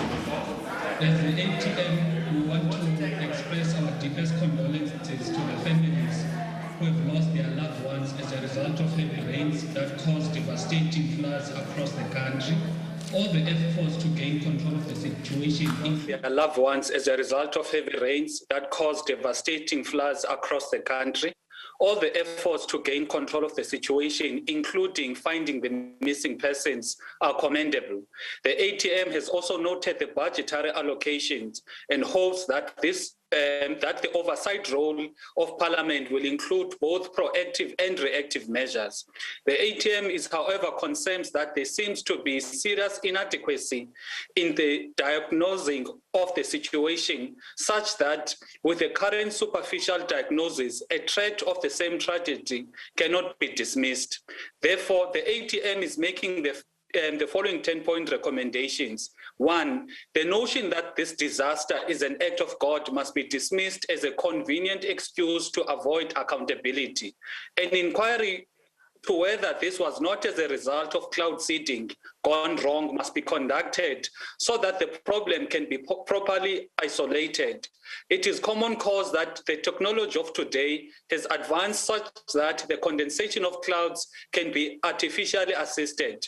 All geoscience faculties across the country must work together and advise municipalities in terms of the topography, in particularly the natural drainage system, floodplains, the physical and chemical properties of certain sediments. Town planners must work much more with geoscientists so that the laying of bulk infrastructure is underpinned on and informed by geological setting of that particular area. The ATM strongly suggests that the entire country must be geologically rezoned so that all floodplains are declared unfit for residential and business purposes, possibly with the exception of certain agricultural products that thrive in such environments. All wetlands and estuaries must be protected. Vegetation in sloping areas must be protected by law. People living on the floodplains along riverbanks must be relocated in elevated areas, and whoever is landowner must be dealt with in terms of the spirit of the Constitution when it comes to restitution. As part of employment creation, all areas deemed unfit for human settlement must be guarded by people in the employ of municipalities on a 24-hour basis to avoid the rampant increase of informal settlement in dangerous areas. National Treasury must make special allocation for all municipalities that do not have rates and tax bases to afford employment of these guards. And lastly, all public representatives must be put through a workshop of basic geoscience training so that the oversight role is more meaningful. On behalf of the ATM, we want to repeat that we want to express our deepest condolences to each and every family that have lost their loved one. I thank you. Thank you very much. The next speaker is Honorable Detroit. Agbare voorsitter, when you are barely surviving, you can't dream. How many dreams have been shattered as a result of the ANC's incompetence, stubbornness, and blatant disregard for the value of life and rule of law? How many dreams have been shattered by the failure to act in the best interest of communities, provinces, and the country? How many dreams of so many children, Mr. President, were shattered when the ANC government allowed schools in KwaZulu-Natal and across the country to be vandalized during the COVID period, as well as during the July unrest that took place? Millions of rands are lost. A result of the recent floods and failures of the ANC, Mr. President, failing infrastructure, more than 600 schools in KZN were damaged, affecting about 270,000 learners. In 2021, UNICEF indicated that learners lost about 75% of their school year as a result of the lockdown. What now? What about those children's dreams? How many more dreams will be shattered by this Grim Reaper clothed in black, green and gold? Chair? Voorsitter, die president het in sy staatsrede aangekondig dat hy en die kabinet volle verantwoordelikheid aanvaar vir die onrus wat in Julie 2021 plaasgevind het, insluitend die 342 persone wat dood is. 'n Uitstappie wat Suid-Afrika meer as 50 miljard rand gekos het en meer as 2 miljoen werksverliese tot gevolg gehad het. Sal die president en die kabinet dan nou die premier, die LER, munisipale bestuurders, ANC raadslede ook verantwoordbaar hou en verantwoordelik hou vir die persone wat hulle lewens afgelê het en gesterf het in die onlangse vloede, weens die feit dat hulle nie opgetree het en toegesien het dat infrastruktuur bo die vloedlyne gebou word nie. Hulle het nie teengestaan dat onwettige nedersettings onder hierdie vloedlyne geplaas is nie. Wie sal pas staan vir hierdie 435 oopgrafte, meneer die president? Wie? Daar is om politieke redes, gewilligheid, ideologiese drome, opsetlik toegelaat dat munisipale regulasies en wetgewing nie nagekom word nie, waarvoor soveel mense nou met hul lewens moes betaal. Die impak van die oorstromings kon aansienlik minder gewees het, as infrastruktuur in stand gehou is, as regulering reg plaasgevind het, as die nodige opgraderings wel op die regte tyd geskied het.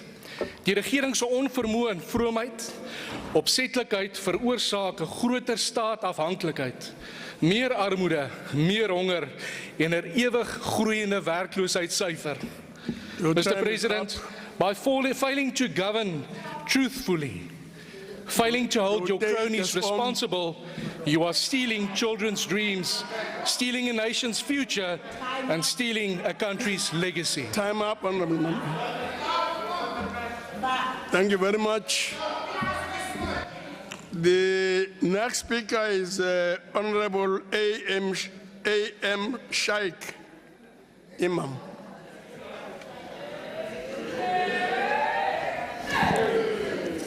Thank you, Honourable House Chairperson, Honourable Speaker, President, Honourable members in the House.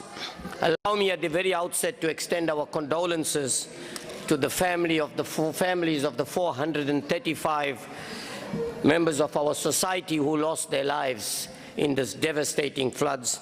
And very importantly, Minister of Police, I want to pay tribute to our police officer, the woman in blue, Bisisiwe Mjwara, who lost her life, selflessly trying to serve the interest of our people. Honourable President, yes, indeed, it's a natural disaster, but I think a lot of this could have been avoided.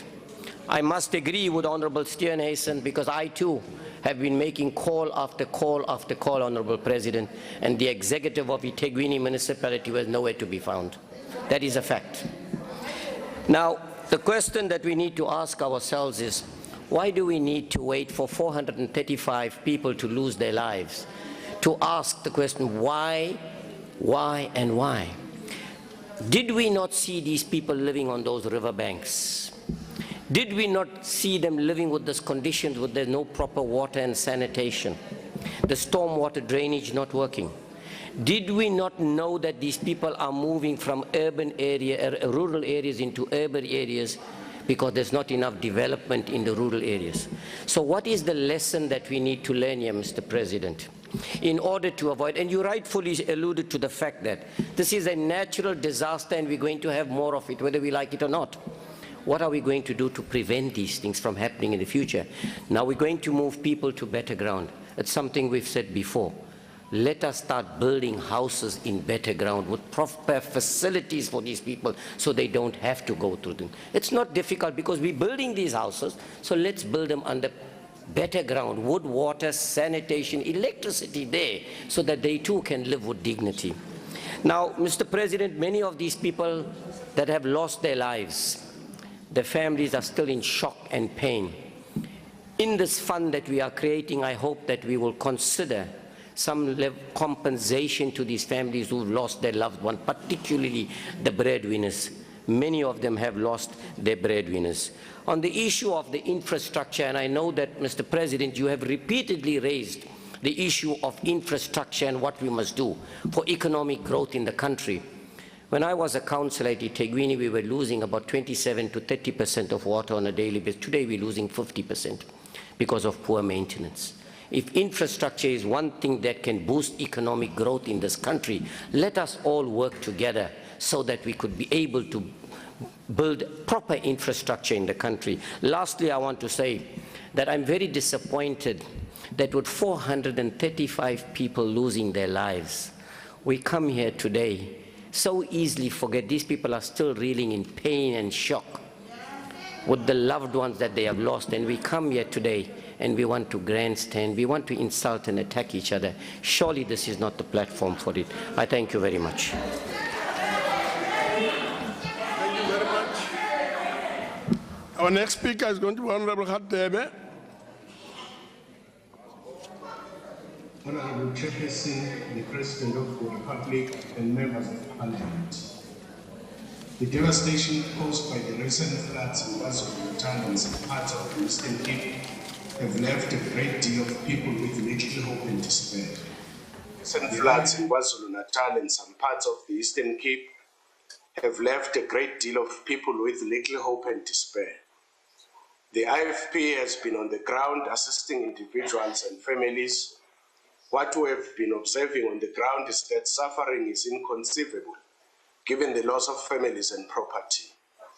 Through our interactions with the affected people, we have observed and shared the pain with families and understood that for some, the devastation extends beyond just the loss of property and material concern. Many have lost their safe places of refuge and livelihoods. It is not difficult to see that the people in the devastated regions are in dire need of aid and necessities of food and clothes. Yet we are witnessing reports that some political party leaders merely come and show faces and leave nothing in terms of assistance, or that certain political individuals receive preferential treatment in terms of water tankers being sent to their homes, and in a bid to cover up what is obviously wrong, their colleagues start to villainize the people of our country. Honorable Chairperson, what has been an even bigger tragedy is that some ward councillors from other opposition parties represented in KZN offer no presence, no assistance to the people that are clearly in need. Honorable President, I bring the above to light so that we can address the issues and set up the appropriate mechanisms to ensure effective governance during this period of rebuilding the lives of our people. We look forward to a response in this regard. However, it is proposed that for the time being, we need to establish working channels so that the people who need to access resources are able to do so effectively and urgently at local government levels. We must also empower our public watchdogs and NGOs to keep an eye on irregularities of public funds so that they have the best possible reach and not destroy the very fabric of public accountability. With these two recommendations, government will go a long way in addressing the needs of the public and building their confidence again. In closing, we wish to thank and remember our local and international donors who have quite generously donated funds to help rebuild and restore dignity to the people of our country. May the leadership of this country be the one that looks after their neighbor through servant leadership. I thank you, Honorable Chairperson. No, thank you very much. Honorable Chairperson, egameni African Independent Congress, masiwadlulise amazwi ovelwano kubo bonke abalahlekelwe ngamalungu emindeni. African Independent Congress, masiwadlulise amazwi ovelwano kubo bonke abalahlekelwe ngamalungu emindeni nempahla yabo kwezikhukhula zidluleleyo eKZN nase-Eastern Cape. Let's also appreciate and welcome the opportunity initiated by the President through this joint sitting. It really shows the seriousness and the urgency the government is taking the disaster in KZN and the Eastern Cape. The AIC is behind any initiatives by any grouping private sector and government aimed at giving the support to the affected people of KwaZulu-Natal and the Eastern Cape. The Disaster Management Act passed by this parliament 18 years ago demanded that the affected people of Ugu district, King Cetshwayo, Umgungundlovu, and the part of the Eastern Cape receive financial resources, humanitarian aid, and other related post-disaster relief support. We will monitor this process to the tilt. Honorable members, we are also mindful that procurement breaches are likely to take place amidst this humanitarian crisis, especially because the Section 217 provisions will not be applicable given the emergency of the situation at hand. In that case, we recommend that an audit process on potential service providers be in motion and any service rendered be audited to determine the value for money. Honorable Chairperson, this is the time to promote intergovernmental coordination. It is the time to foster intergovernmental relations between the spheres of government. We also wish to advise the House that for the purity and integrity of the procurement process, we must establish a whistleblower within the municipality to be chaired by the chairperson of the municipal accounts. This committee must make it possible for whistleblowers to report any irregularities in the process of providing relief to the affected communities. In closing, Chairperson, we should also look at the issue of relocating our people to low-lying areas. That may include requesting some portions of land from the Ingonyama Trust for rural settlement in KZN. I thank you, Chairperson. Thank you very much. The next speaker is going to be Honorable W.M. Madisha. Madisha. By 2010, there were over... Thank you very much. Mr. President, we are faced with a crisis. By 2010, there were over 77 floods in KZN alone, which led to 1,088 people dying. In 2019, there was another flood, which killed 85 people. Thousands of people were displaced and hundreds of them left homeless. The floods we are talking about today have led to the deaths and or disappearance of almost 500 people, 17,438 schools were destroyed, and 40,000 people are displaced. But even more, thousands of other people are affected in Port St. John's in the Eastern Cape. Your government literally does nothing to save people.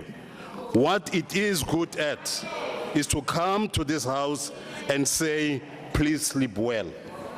Your government, sir, purports to be advanced, but it still lacks the capacity to assess and use the empirical evidence presented by the meteorological services to government. Even now, your government is ignoring what President Lazarus Chakwara, the president of Malawi, who is also the chairman of SADC, has called on African countries to use daily those services that I've spoken about. Their reports on a daily basis, which have indicated that more heavy rains and storms should be expected.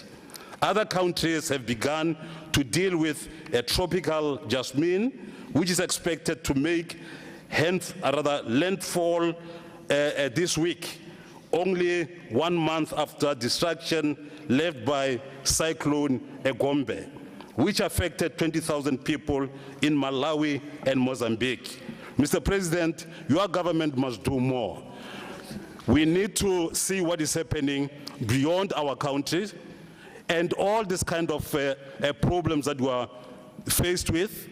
Right now, we are going on. We're talking about what is happening in KZN and other provinces, but more stealing like it has happened when we spoke about COVID will be happening. I therefore beg you, Mr. President, and your government to look into this kind of things. Otherwise, the people of South Africa will be destroyed like it is happening now. Thank you. Thank you very much. Thank you very much. We will now proceed to Honorable Bibi. Honorable Bibi will speak from a seat.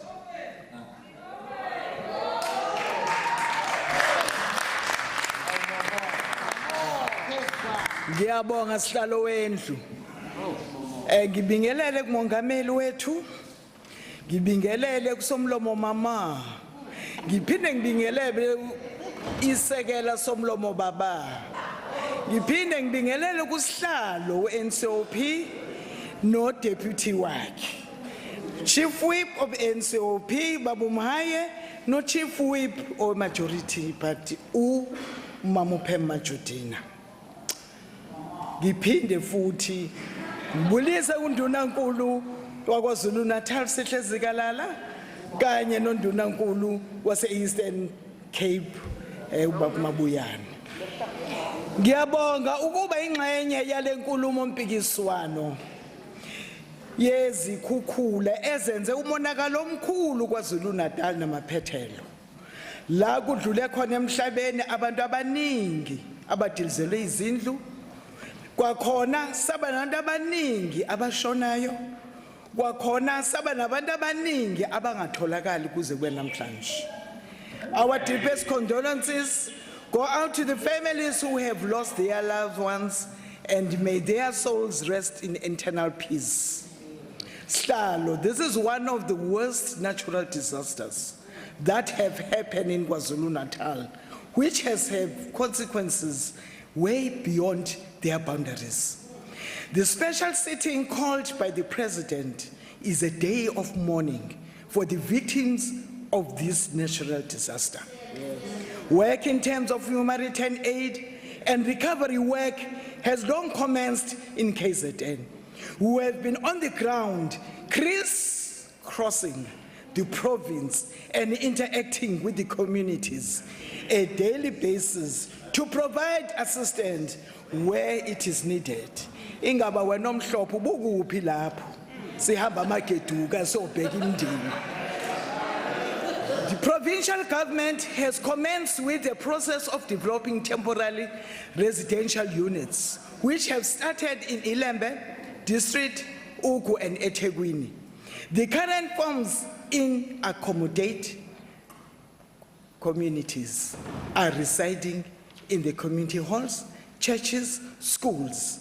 They are also given blankets, mattresses, hot meals, and vanity packs, which are being provided by the Department of Social Development and NGOs. Asazi ukuthi ke hamaphi ke lama departments enithanuwaboni ngoba ukhongolo siwakhiphile onke asezinkalweni ayasebenza. And the KZN has established a nerve center. We have got a nerve center which work with Operation Sumasake. It is used for a drop-off center for relief of essential during this time of disaster. We have volunteers, field workers, working day and night, profiling bereaved families and ensuring who those families bathola usizo lo social relief, and also kwenza ukuba bathola ama-vouchers okudla, and also providing psychosocial services to all affected families and also victims of the floods. Simbonile lapha upremier wethu okwazile ukuthi makubonakala ukuthi imigwaqo leminye akwazeki ukuthi kuhambeke kuzona, wakwazi ukuthi anxenxe iParliament eliphezulu ukuthi bakwazi ukuthi ama-toll free asemvoti plaza nothongathi bakwazi ukuthi bakwazi abantu bayisebenzise. Ugovernment kakhongolose njalo loyo owenza zonke lezi zinto. Kuthe kusuka lapho sikwazile ukuthi ama-professional benze yonke into, o-social work, wenani, zonke izinto bebehamba besho phezulu. Kananjalo ngekaqedi nje Parliament ehloniphekile Simbonile umongameli wezwe nethimba lakhe beduduza imindeni eyehlelwe yilenhlekelele bezithobile ehlezi phansi ocansini ekanye nabantu abasosizini. Simbonile undunankulu nethimba lakhe leshamthetho naye beduduza imindeni bekhipha nezinsiza ukuthi imindeni isizakale. Sibonile kananjalo nemeya yeTheku igijima izinkalo zonke namakhansela awo ukuthi abantu bakwazi ukuthi basizakale. Sambona futhi uChief Whip, sambona uChief Whip wethu ohloniphekile uPhema Jodina nethimba lakhe egudla amahlathi egudla amadwala ewela imfula ephethe icathulo ngezandla ukuze phela awele aye kuleya mizi entulayo edinga ukuthi siduduzwe. Ngiyabuza futhi ukuthi wena omhlopheke ubukuphi lapho thina siduduze lezi ndawo. Siyabonga kakhulu siKwaZulu Natal province. Umuntu ngumuntu ngabantu. That's how this government kaKhongolose yenza ukuthi wonke umuntu azange sikhethe ukuthi wena wavotela iphi inhlangano kodwa siqinisekile ukuthi wonke umuntu akwazi athole. Kodwa ontaba kayikhonje bebengabonwa ndawo behamba nje ukuthebelela beyongena emahholo ezona ndawo lezo ebekuyezabo ke bengafuni uba thina sibe khona. Simbonile uTransnet assessor yonke damage ye rail ne network ko network in terms of ukuthi kudinga ukuthi kwenziwe ini. Kana njalo siyibonile no Prasa oqinisekisa ukuthi online bestimela kwi province abadamejekile ukuthi bayenzeka. Siyabonga kakhulu Khongolose omkhulu eprovincini esilidayo leader weANC ningadideki ukuthi nikwazi ukuthi normalize isimo ebesinjengeba njoba kwenzekile. Kodwa kumnandi ukuthi njoba bethe amanzi la watholakala nje cha eThekwini kuimprove kakhulu. At least u60% eThekwini abantu sebathola amanzi. Inner and outer west region and north region. As you conclude, of 50% no 42%. No gesi ngokunjalo. Sengivala ke sihlalo wami uPrima wethu Nkosi yami joba elapha mkwethu behambe bemtshela ama fake news ukuthi nako water tank. Lalelani bantu wethu thina suhulumeni osebenzayo ebantwini lo tank le yayihamba iye ebantwini ngoba bekunalokho ukuthi tank mayiphumile nina hijack. Siyabonga emhlalo wethu ngokwenzekile. Thank you very much. Thank you very much. Our next speaker is going to be Honorable M. Nyonso.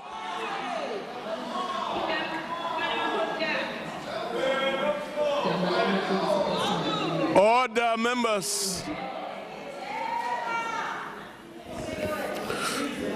Chairperson, Your Excellency, Comrade President, we speak here on behalf of the millions who are landless and therefore find themselves having to be squashed into inhuman living conditions, which are commonly known as squatter camps, as they are in search of a better life for all in urban areas.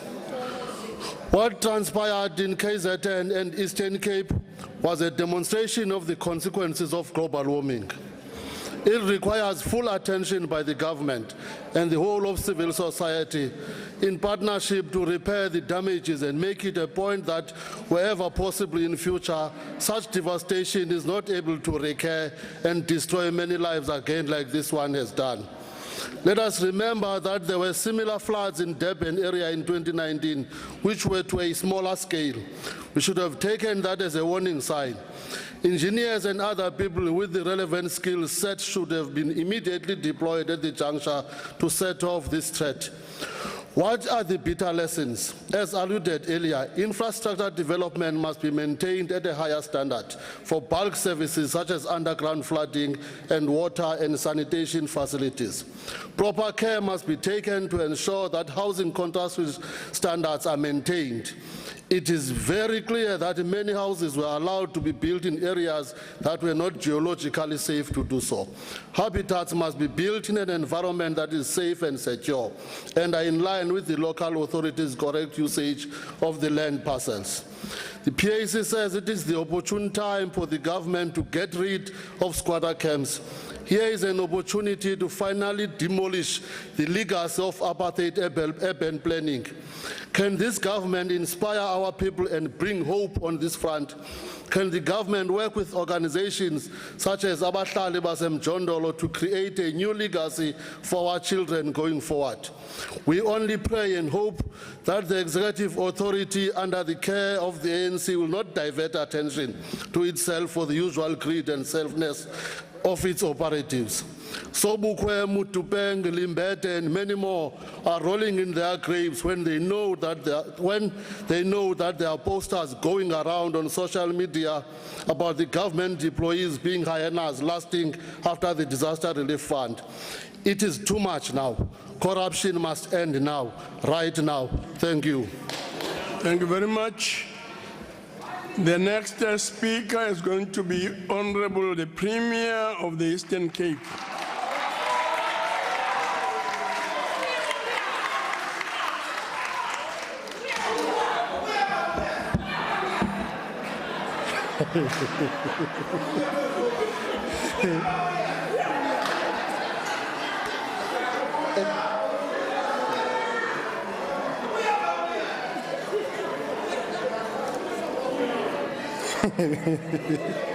Order. Thank you very much, the Chairperson of the Council of Provinces. Greetings to you and greetings to the Speaker of the National Assembly, His Excellency, the President of our Republic, the presiding officers, honorable members of the House. I'm also noting ministers and deputy ministers, the Premier of KZN. Ladies and gentlemen, good afternoon. There is a saying in Tibetan that goes, and I quote, "Tragedy should be used as a source of strength, no matter what sort of difficulties, how painful experience is. If we lose our hope, that is our real disaster." As we gather here as servants of the people of our country, we must use this session constructively and at the same time give our people hope in their moment of despair. Indeed, time to work together is now, as eloquently articulated by the President earlier. Abantu base KZN, nabantu base Mpuma Kapa, abantu base Northwest, abalindelanga ukuva sikutakuthana apha namhlanje, sigxekana kwaye sityabekana ngezityholo ezingekhoyo. Balindele ukusiva sithetha ngezisombululo zokubuyisela ubomi babo esiqhelweni emveni kwentlekele echaphazele intlalo yabo.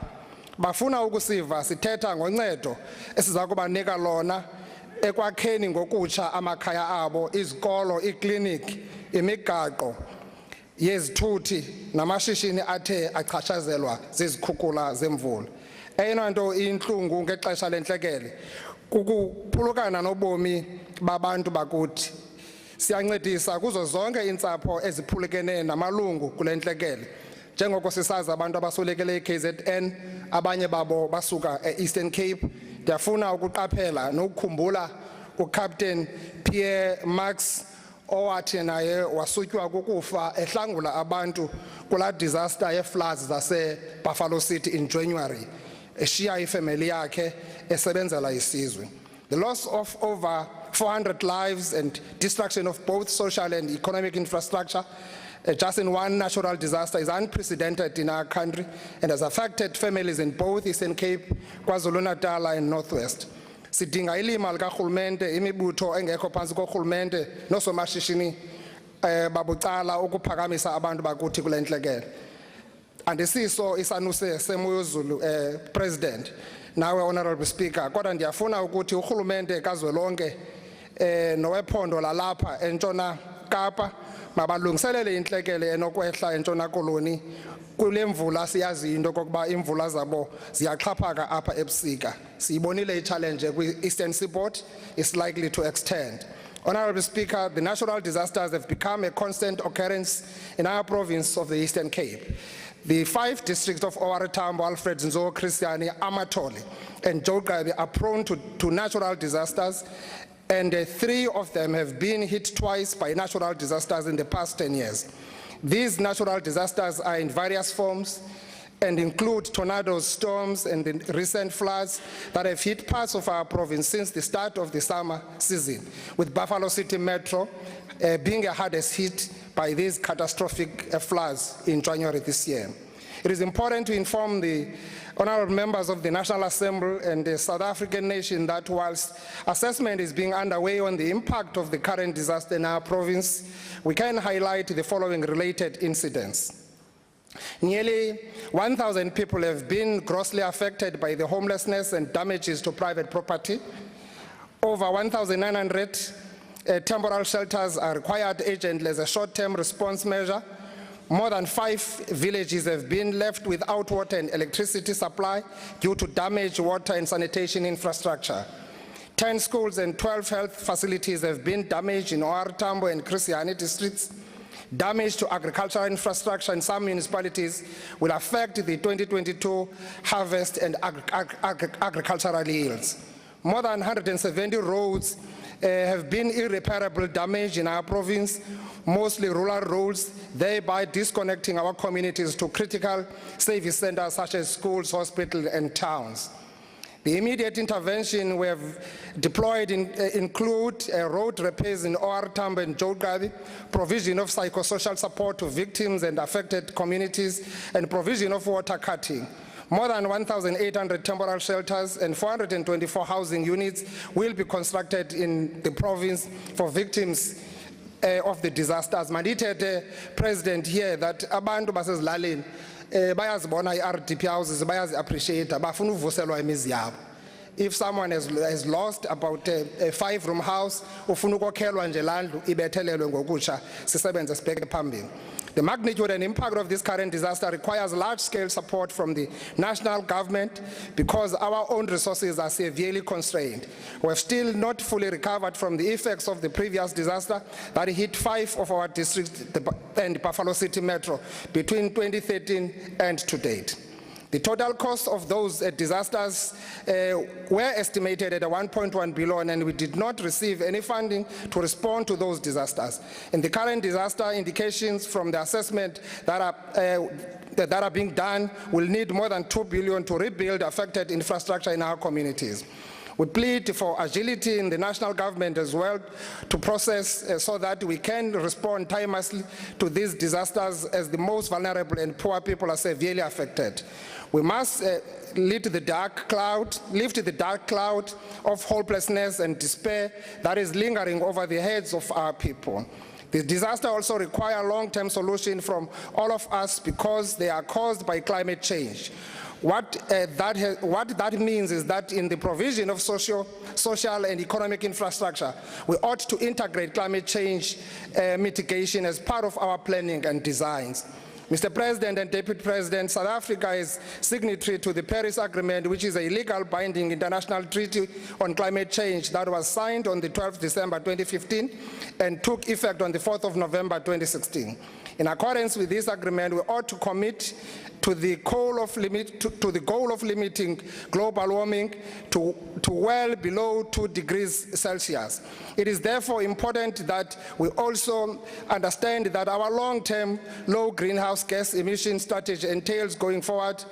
If we do not honor these global climate change commitments, protocols, and declarations, we will continue to encounter the disastrous effects of the natural disasters. Mr. President, Honorable Speaker, my considered view is that we can not afford to rest on our laurels as a country. We have got to double our efforts and combat these devastating effects of climate change and global warming. Between 1980 and 2019, we have witnessed an increase in both storms and floods, with landslide featuring on minimal scale. We are noting with great concern that landslides are gaining momentum, in particular in KZN. The climate change crisis puts an immense amount of pressure on the scarce resources that we have at our disposal as government. Equally, it puts the government system on trial, as these disasters often impact on our communities badly. Let these disasters be a moment of re-strategizing and reimagining and a just and a sustainable future for all. Our first line of defense is planning and development of quality plans that are informed by ISO norms and standards. Provision of human settlement plans and designs will help our people understand why they cannot build settlement on flood plains and dolomitic areas. More importantly, we must deal decisively with the cause of climate change, which is greenhouse gas emission.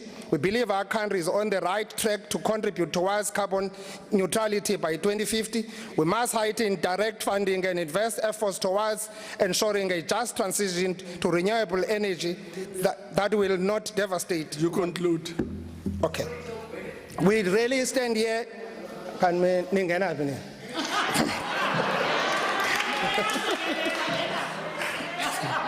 Thank you very much. We really we are to express our sincere word of gratitude. We are really humbled by the support we have received from South Africans across our country, and we really hope that this is time for all of us to work together and assist those who are in dire need of this. Thank you very much. Thank you very much.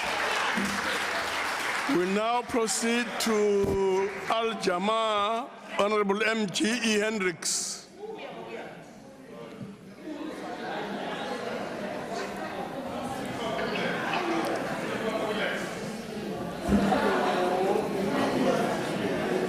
Speaker, Chair, His Excellency, Honorable Premiers, reports from our constituency in Omdowni and eThekwini, where we have an impact member and we have councillors, is that the Premier and the Mayor of eThekwini are on the ground helping communities. Thank you very much, Premier. It did not go unnoticed, Speaker, that soon after the devastating floods, the nation saw that the Chief Whip of Parliament giving a helping hand and President Ramaphosa squatting on the floor of a victim to comfort them. Many other honourable members also went the extra mile. Parliament Speaker displayed Ubuntu, of which we can be proud of. Al Jamaa dispatched its relief workers in the Ugu district, and as you know, the Ugu district, Honourable President, is part of your second smart city. And we briefed many NGOs and assisted with the release of bodies for burial.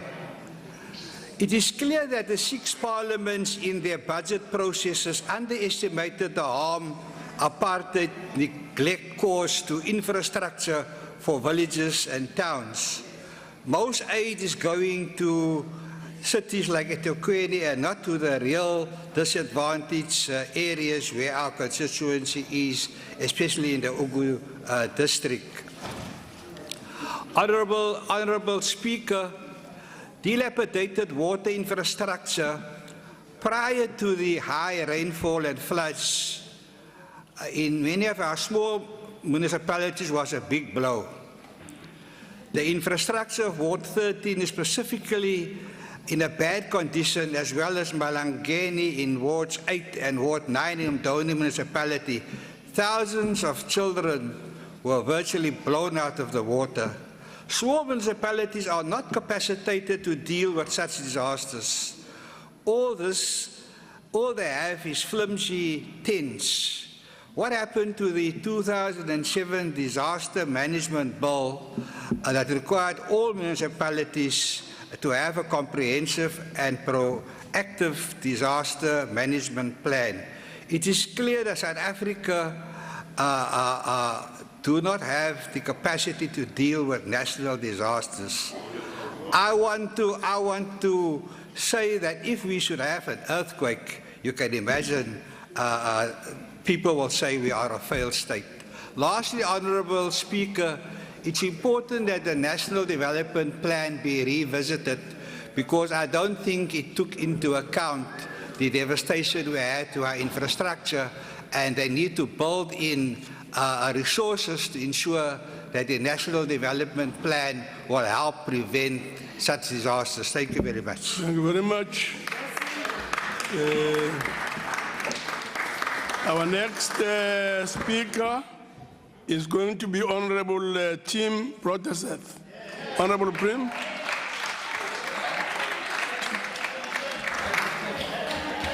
Thanks. Honourable Speaker, Honourable Chairperson, Honourable President, Honourable Members, fellow South Africans. I would like to join in expressing my sincere sympathy to the victims of this crisis, and I certainly wish all of them the love and strength they need on this journey of healing. Honourable President, you said earlier that this storm, this devastating event, was due to climate change. Whilst that assumption may be true, the problem with it is that it creates a foundation of plausible deniability for officials. Officials can say that this was a one-off event and they had no way of knowing it was coming. The reality in KZN, colleagues, is different. If we turn back the pages of history, we will see that flooding is common in KZN.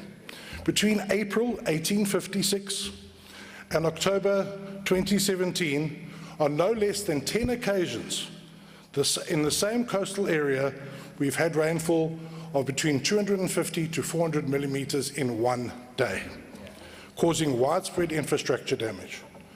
So the eThekwini municipality should have seen this coming and should have been prepared for it. It was bound to happen. And the eThekwini municipality was certainly warned. On the 10th of April, the South African Weather Service issued a level 2 warning of a cut-off low system. Now, for those of you who need a brush up in your geography from high school, as I did, a cut-off low, also known as a weatherman's woe, is a weather system that hovers over an area for a couple of days, a number of days, and just dumps everything that's in it on that region without respite. A day later, 11 April, South African Weather Services upgraded the level to a level 8, and later that day made it a level 9. The warnings were dire. Widespread flooding of roads and settlements, loss of life, infrastructure damage, displacement of communities, widespread mudslides and rockfalls, widespread and prolonged disruption of municipal services. The South African Weather Service got it exactly right. But did the eThekwini municipality take the time to warn its residents of this? Now, this municipality always touts its Facebook as a reliable source of information. It is a wide network. It has over 430,000 followers, a perfect conduit for information and warnings.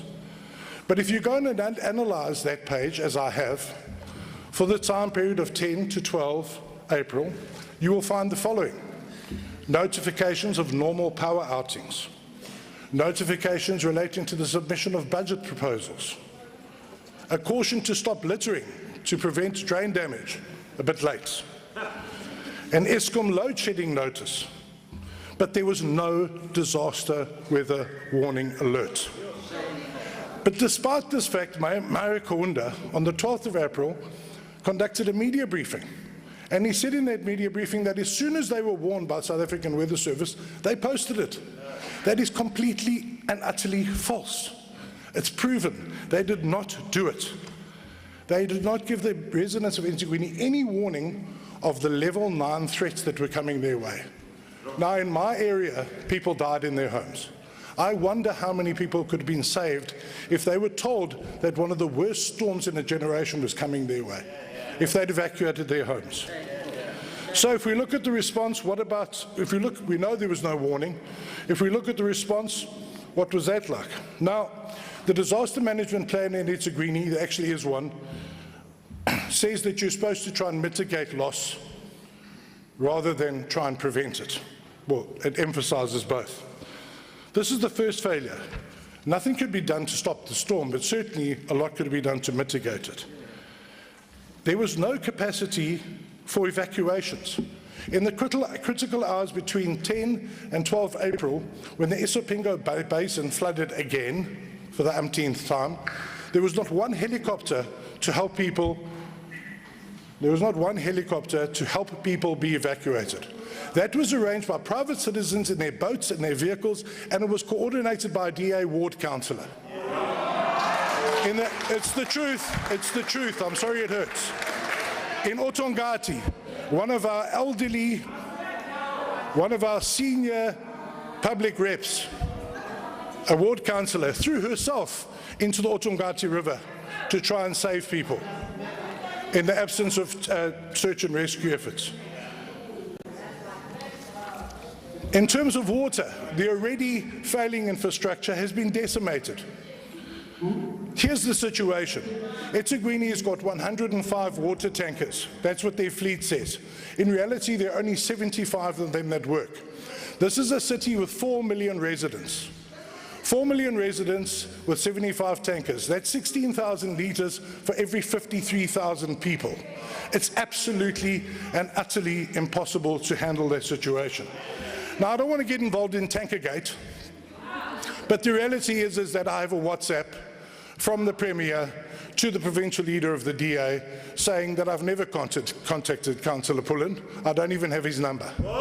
And what I will say is it's interesting that the residents of eThekwini now refer to tankers as zikalalas.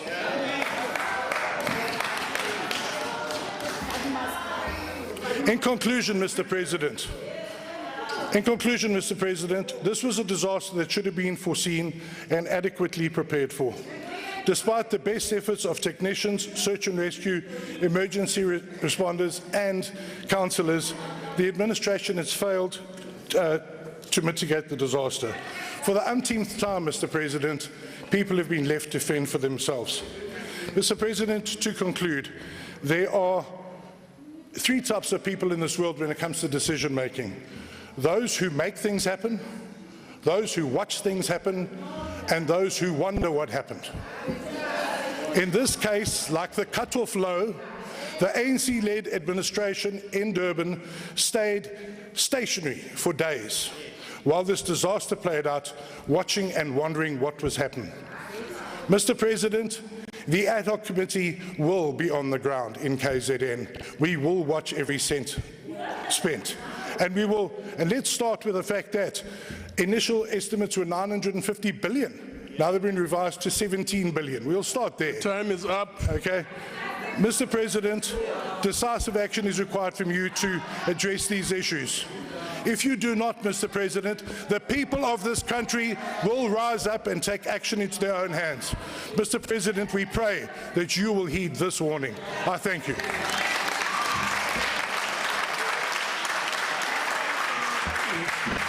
Thank you very much.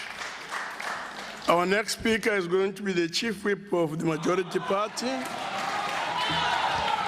Honorable Premier Machodina.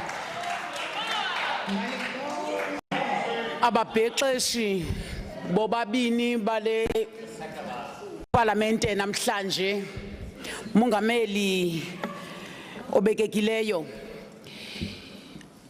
amalungu ezindlu zombini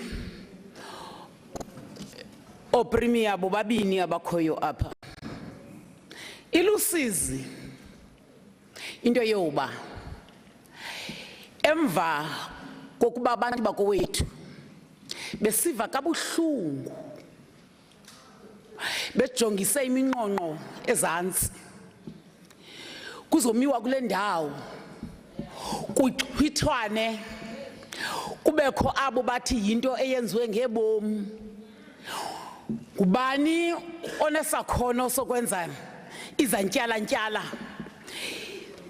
emazikhukhulise abantu kubonakala ukuphelelwa bubuntu kuthi abanye ke bathetha bengazange baye bayothetha nabantu base KZN nabantu base Eastern Cape Tina inyawo zinodaka.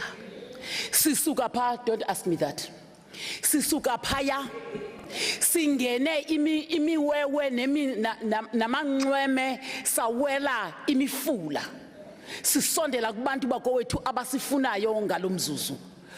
Ndithi ke kubo, Honorable Speaker, ngicela protection. This honorable member cannot say sis to me. Ndime apha. You said it. Sis to. Yeah. Honorable members, I guess we should just remind each other that although we can heckle and so on, there's no way in which heckling can be helpful if we can't hear what the speaker is saying. In any way, dialogue is forbidden. Please proceed, Chief Whip. Enkosi ngokungenelela. Kumele ke into yoba president sivume sibulele kuwe icabinet oyikhokhelayo iye yatsiba kwangoko yangena eKZN icabinet oyikhokhelayo nangoku ndithetha amalungu amanye wecabinet awekho apha oko ayesebenza eKZN esebenza eEastern Cape makwaye masiwaqhwabele siwabulele. Ngabantu abayaziyo into yoba bathunyiwa bahambe bedlala. Bayile bayosondela ebantwini bakowethu beva inhlungu yabo. Lanja yomkhondo ebeyihamba kunye nomama ubusisiwe Mjwarha ibisenza umsebenzi wobuthandazwe. Nayo yafumana isiwela kulangozi. Sithi ke ngelixesha siye-ANC umanyano ngamandla. Masikhalisane nabantu bakowethu kwinhlungu abanayo enakikoduwo ha unalikodiwo he utshwanetse gore re sebedisane mmoho re le setšhaba sa South Africa. We have an obligation as the people's government to ensure that we intervene at an appropriate time, and that you have done, President, that you have done, Premier, Honorable.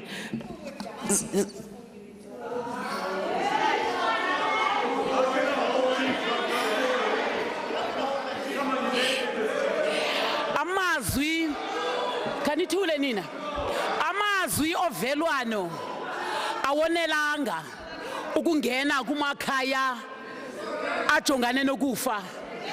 Siyile kumingcwabo seva ubuhlungu sithethe nabantu sahlala nabo phansi khaya la kwamakhanya ubone ibhokisi ezintathu nezine zomzi omnye lonto yodwa ithi wanga uThixo woxolo nothando angangenelela anibophe aniqinise. Amalungu akhoyo apha weparlamente amaninzi ayile phaya ebantwini ava inhlungu yabantu asebenza nabantu kwaye kufuneka sibulele abantu abaye phaya bayongenelela. Siyayiqonda ke mongameli into yoba xa kunje umthwalo xa usindayo ubanga ugxekwa-gxekwana. Wonke umuntu ufuneka efumene into yoba isizathu soba makugxekwe lo rhulumente okungathi siyazenza izantyala-ntyala as if we are creating those floods. Those were natural disasters and they are attended to by our government. Le ad hoc committee eyenziwe namhlanje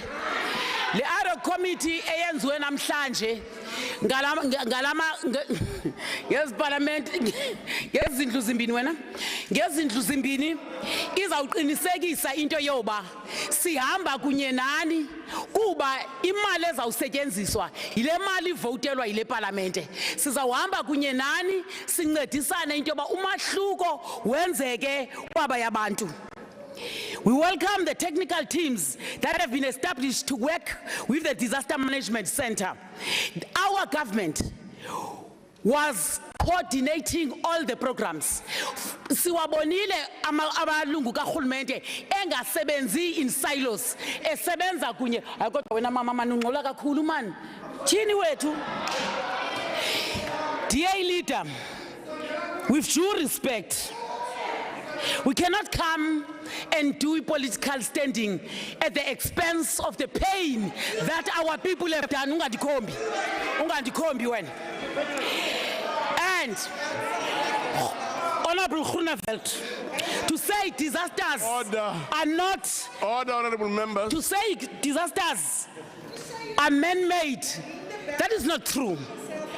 Mr. Dujoit, same to you. Bokufanele ba noko inhloni ziyanakha. Ukuza nizoma apha nithethe into engeyonyani. Ngenhlungu nokudandatheka kwemiphefumulo yabantu bakowethu. Singenelele singulombutho. Kwaye sisazawungenelela njengoba besitsho honorable uBhebhe. Into basihambe sisondele abantu bakowethu. Sesiqalile uthetha nabo. Ingakumbi abo bakhe kwi-low lying areas nakwi river banks. Into bakufuneka bavume urhulumente abasuse kwezandawo ababeke ezindaweni apho sizawuthatha nomhlaba lo siwafake kuwo ngoba kumelekile. As part of Ubuntu, masinikeleni. Sinikele kubantu bakowethu. Siqokelele konke oko esinako. Sibabonile ke abantu besithi urhulumente ewe sihleli kwezindawo nisibeke kuso kodwa khanenze ngokukhawuleza with the capable government of the KZN, the national government, the eThekwini government. Lonto iza kwenziwa sikhokhela abantu bakuthi ingakuhlekisa ngalomzuzu ngoba kumandi kuwe awukho kula meko ingahlekisa ngalomzuzu kodwa ngenye imini lo mazinyo zabazinyanda. Yinhlekele lento esikuyo. Uthixo wamamnyange makasikelele iAfrika. Ababantu kuthi abayi 435 masimfulufa ifake lamveku yase Port St John sibingcwatshe izolo. Bayi 436 abantu abathe basoleka kule nhlekele amakhaya emkile omakhelwane sibabonile entuzuma ko 59 apho bendikhona apho otata nomama amathandazo abavuke ngobusuku bayohlangula abantu abadala ubunye bubonakele phaya into yoba thina singabantu bomzantsi Afrika siyakwazi ukusebenza kunye. However, it is imperative that proper planning must occur at all times. The current assessment by the Department of Agriculture and Rural Development and Land Reform on the extent of damage agricultural production is awusincedisa into yoba kungalanjwa ngoba ezi floods zizawuzisa indlala, ezi floods zizawuzisa into yoba ungakwazi into yoba kuphinde kulimeke. Sithi ke qhubekani nomsebenzi omhle eniwenzayo. Kuminister ojongane nezindlu esimbonileyo into yoba kuyangenelelwa kukhawuleziswa abantu mababe nendawo zokuhlala. Sithi nangaleyo siyayinika to rely on small amounts of financial support. The ANC calls on presiding officers of Parliament to urgently convene the national dialogue on climate change. Going forward to impact on climate change, lanto ibizwa global warming imfudumalo yesibhakabhaka. Uthini? Awuzuphinda. We know, we have observed, we have seen what transpired in Mozambique. And nathi singumzantsi Afrika saye sazibona sichaphazeleka.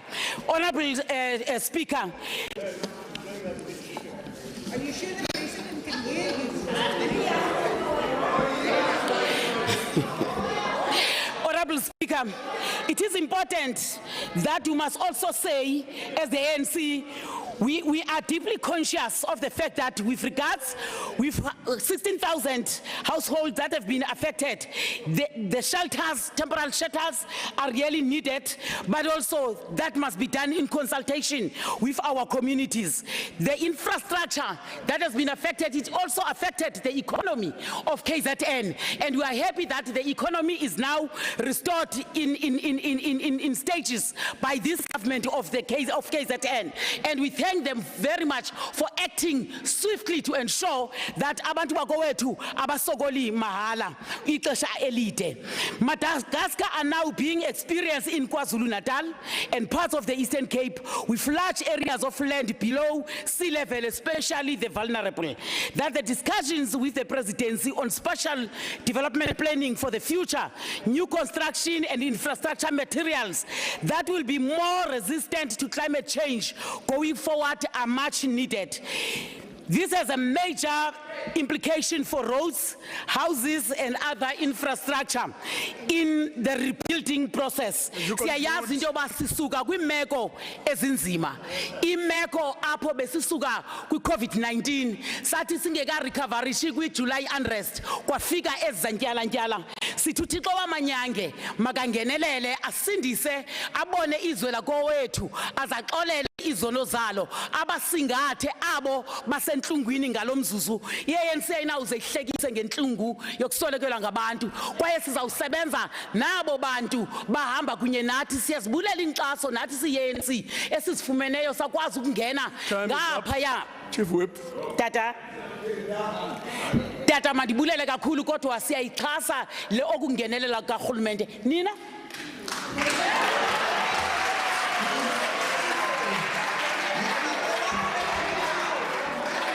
Thank you very much.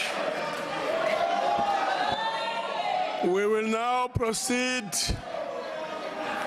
and have a response from the President.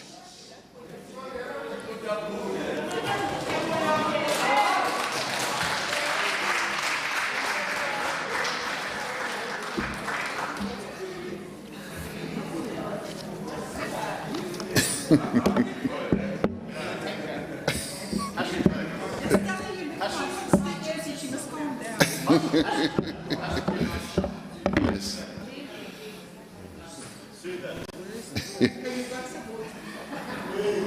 I'd love some water.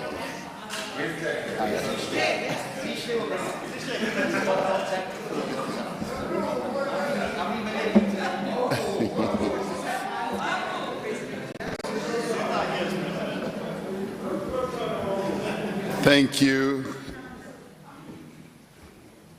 Speaker of the National Assembly, Somlo Momama,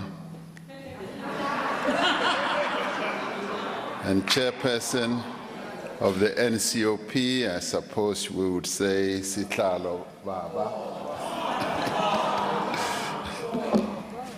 the Deputy President, the Premier of KwaZulu-Natal, the Premier of the Eastern Cape, Ministers, and honorable members. I wish to express my deep appreciation to Parliament for convening this joint session.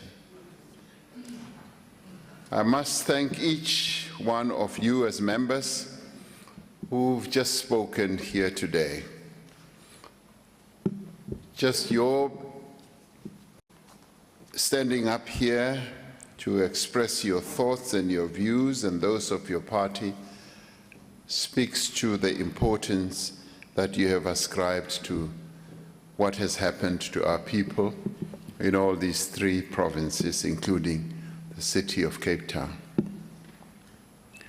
It shows compassion, and it has demonstrated also solidarity. The contributions made today should give encouragement to all South Africans that their representatives are indeed engaged with the issues that affect them deeply. And I wish to thank a number of you here as representatives of our people who have taken time to go out, particularly to KZN, and who've walked the ground and been amongst our people. Honorable Bibi provided some real colorful details about how members of this House, as well as the Premier of KZN, and various civil servants have spent time meeting people who are affected. So for many of you who've gone out, to see what has happened. Thank you very much, and I thank you on behalf of our people. Now, all this confirms that this Parliament has taken its responsibility to exercise oversight and ensure accountability seriously. And I welcome the decision to establish an ad hoc joint committee on flood disaster relief and recovery to assess the overall impact of the damage, the response and the relief measures that are being implemented by government. And I'm pleased that this decision has been taken rather quickly. And I thank the Chief Whip for outlining to me the task of this ad hoc committee, and I wish this committee well as it executes its task. This is an important step taken by this Parliament to oversee the response and the implementation of these relief measures, to give the people of this country confidence that every effort is being made to address their needs. And in the course of doing all this, there will be some mistakes that will be made. There will be a number of gaps. And I think rather than blame shifting, rather than grandstanding, we should treat this as a national effort, a national disaster, and act together. This is not a time to score points. Quite frankly, this is a time to say, these are our suggestions, this is how we believe you should be responding, rather than during a time of mourning, when people are in great pain, where we are throwing stones at one another. This should not be the way, as South Africans, we should be responding. Now, many valuable proposals have been made on how we can effectively respond both to this disaster as well as, and I want to thank you for this, for future nature events that will strike our country and our people. We welcome the contributions that honorable members have made on the principles that need to guide the work of rebuilding and recovery. Honorable Lucas spoke about joint planning. And she also said, through this, we should find a way of strengthening the district development model, because, as she said, it will serve us well, even as we handle disasters like this. Honorable Mkalipi spoke eloquently about how we can better equip our municipalities to be able to handle these disasters in future, and I thank her for those remarks. Honorable Groenewald spoke about the need for prayer and action.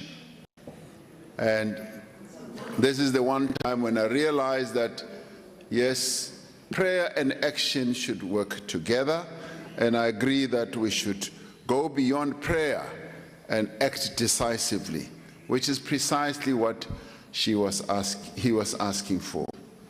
Honorable Swart spoke well about the need for stewardship of the public resources that are going to be made available. So several speakers have drawn attention to the need for an urgent and coordinated and concerted effort to address the effects and challenges of climate change. They have made the point that these floods have highlighted the tragic realities of climate injustice. Yes, warnings should have been heeded, but I think what we should now be doing is to say, what do we do to ensure that we mitigate future disasters? Those least responsible for climate change, especially those living in conditions of poverty, are often most severely impacted by its consequences, as a number of you have said here.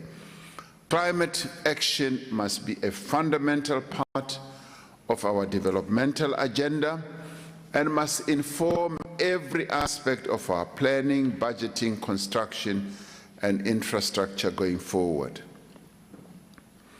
Honorable Luthuli suggested that we must have early warning systems. And I think she's right. Suppose the South African Weather Service does give warnings, but those warnings need to be heeded. Honorable Zungula made wonderful suggestions about town planning, as well as protection of vegetation and how best we can address the type of disasters that we might have in future. I enjoyed listening to Honorable Dutoit, who spoke about dreams. The dreams of our people have been crushed and shattered, and our collective responsibility now is to how to rebuild our people's dreams. And I hope that he does join all of us in rebuilding those dreams rather than being on the critical side. Several speakers have made references to concerns about the potential for the abuse of resources and the misappropriation of relief funds. I thank those speakers that acknowledge the measures that government is putting in place to minimize the possibility of theft or misuse of funds. Premier Zikalala emphatically stated here that the process of spending the resources will be corruption-free and that the contracts, listen first, and that is where our problem is. We don't listen to one another. Now, what he said was that we are going to make sure that the contracts are going to be pre-audited. What we should now be saying as Parliament, having set up this ad hoc committee, is to say, how can we work with you as you go about this process that you are setting in place to ensure that there is going to be pre-auditing of the contracts? This is where Parliament should come into its own. And I'd like to thank the Premier for this unequivocal statement about the utilization of public funds and resources. Honorable Kwakwa welcomes the audits, and it is wonderful that he is one of those who recognizes that there are measures that are being put in place. And our task as an oversight Parliament is to make sure that these measures do indeed take effect. In addition to these measures, we're moving ahead to put in place a multi-stakeholder oversight mechanism that can increase transparency and accountability. Such a mechanism would not replace existing mechanisms or assume the responsibilities of those required by law to account for these funds. Rather, it would provide another level and another layer of assurance that is representative of several sectors of society. Now, as we warn of the potential for corruption, we should be careful not to cast aspersions on the vast majority of public servants in all spheres of government who undertake their responsibilities with integrity and with commitment. As we draw attention to the gaps in our response, we should at the same time be careful not to diminish the extraordinary efforts of government institutions and their employees in responding to the immediate and ongoing needs of the people that are affected. It is those people who work for government, who work for our people, who are out there on the ground, and rather than throw stones at them, degrade them, insult them, and demean them, let us see how best we can support them, we can assist them in the work that they are doing. As is clear from the reports we have received today, relief is being provided to those who need it. Water and electricity supply is being restored to affected areas. Honorable Bibi made this very clear because she has spent time on the ground going through the various parts of KZN, and I rather appreciated her very colorful account of what is happening on the ground. The work is being done by civil servants, But as one deals with a major crisis like this, there will be gaps, there will be weaknesses, and there will be setbacks. And we should rather say, how best can we close those gaps, and how best can we strengthen the hand of those who are doing the work. And it is not like no work is getting done. And when pipes have burst and when roads have been washed away, it does take time. And I'm rather pleased, as Premier Zikalala was saying, that a bridge has been rebuilt within 5 days of having been totally destroyed. The road, the Bayhead Road, has been refashioned in whatever way it can, so that the 13,000 trucks that go through to our port can go through. So we can see that work is being done. So we cannot come and stand here and denigrate people who are doing the work, insult them and dismiss them as though they are doing nothing. I don't accept that. I refuse to accept that, because work is being done.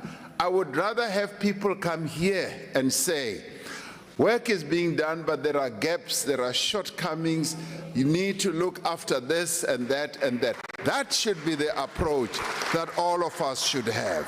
So work is being done, we are restoring, we've been befallen by a mighty, mighty disaster. And as South Africans, we need to join hands. And we should also appreciate the assistance that we are getting. Today, our religious leaders are on the ground. They are going to do some inspection, and they will be able to come back and tell us that there are gaps. I know that the General Secretary of the SACC will call me tonight and say, President, there are gaps we saw. There are some works that are being done properly, but there are gaps. And as he always does, and as the religious leaders always do, they put forward proposals and suggestions. And that is also what we expect from here when we have gone through a disaster. The politicking must be put aside. Let us save our people's lives. Let us put our people's life first. Now, certainly there is a lot that we can learn from these floods, not only about how we plan and build, but also how we organize our disaster response. We should expect that extreme weather conditions are going to continue visiting us. Now, Premier Mabuyane correctly says that we should integrate planning with climate change imperatives. He says that this disaster must be a moment through which we redesign and re-strategize how we respond to the realities of climate change. As we expect extreme weather events of this nature, that they will occur more frequently, and that we need to work together to ensure that we're better prepared, but more importantly, that our communities are better prepared as well. And yes, we do need in our planning to ensure that as we plan, we do not allow people to go and build on floodplains where we know that it is going to be a death trap. We as government, we as legislators must make sure that that is done. Now, I hope I pronounce your name very well. Broteseth, I hope that's correct, spoke about weather warnings from the South African Weather Service, and spoke about it very eloquently and in a way which reminded many of us of our geography lessons and all that. I would say that rather than shift blame, let us talk more about ways we should respond better. And you seem, sir, Honorable Member, you seem to have really good ideas, and I'd like us to take the ideas that you've put on board so that we should see how best we respond, we improve our response capability. And I'd like to thank Honorable Buthelezi for reminding us about the care we should demonstrate to our people. I also wish to express my gratitude to him for the letter that he sent to me, wherein he was informing me that His Majesty the King, Mrs. Zulu, Zwelithini, was suggesting that his coronation should be postponed due to the situation that prevails now. Now, I welcomed that, and I think that was a wonderful suggestion. So we've both agreed that the coronation will be postponed to a later date. And I'd like to thank him because that demonstrated great solidarity with our people, that we should not go ahead with an event of that nature when our people are suffering. Honorable Sheikh Imam suggests that we should build on better ground when we next build, but he raises a very important point as well, that we should focus our attention more on maintenance. And he says that we're losing lots of water, about 30% now, it's going to be 50%, all being lost to the eThekwini municipality. So we need to maintain, and that is another area of work that we will focus on, and he even says that that's a job creator. We can create even more jobs. Lastly, allow me, Honorable Speaker and Honorable Chair of the Council of Provinces, to thank you for agreeing that we should have this debate. That demonstrates your ongoing support of this democratic institution for our national disaster recovery effort. And I think through this debate, we've lifted the important issues that need to be attended to. Wonderful ideas have been put on the table here, and these are ideas that we should take forward as a government, and I'd like to thank you all because there is so much work to be done, and I'd like to invite all of us that we should do this work together. Thank you very much.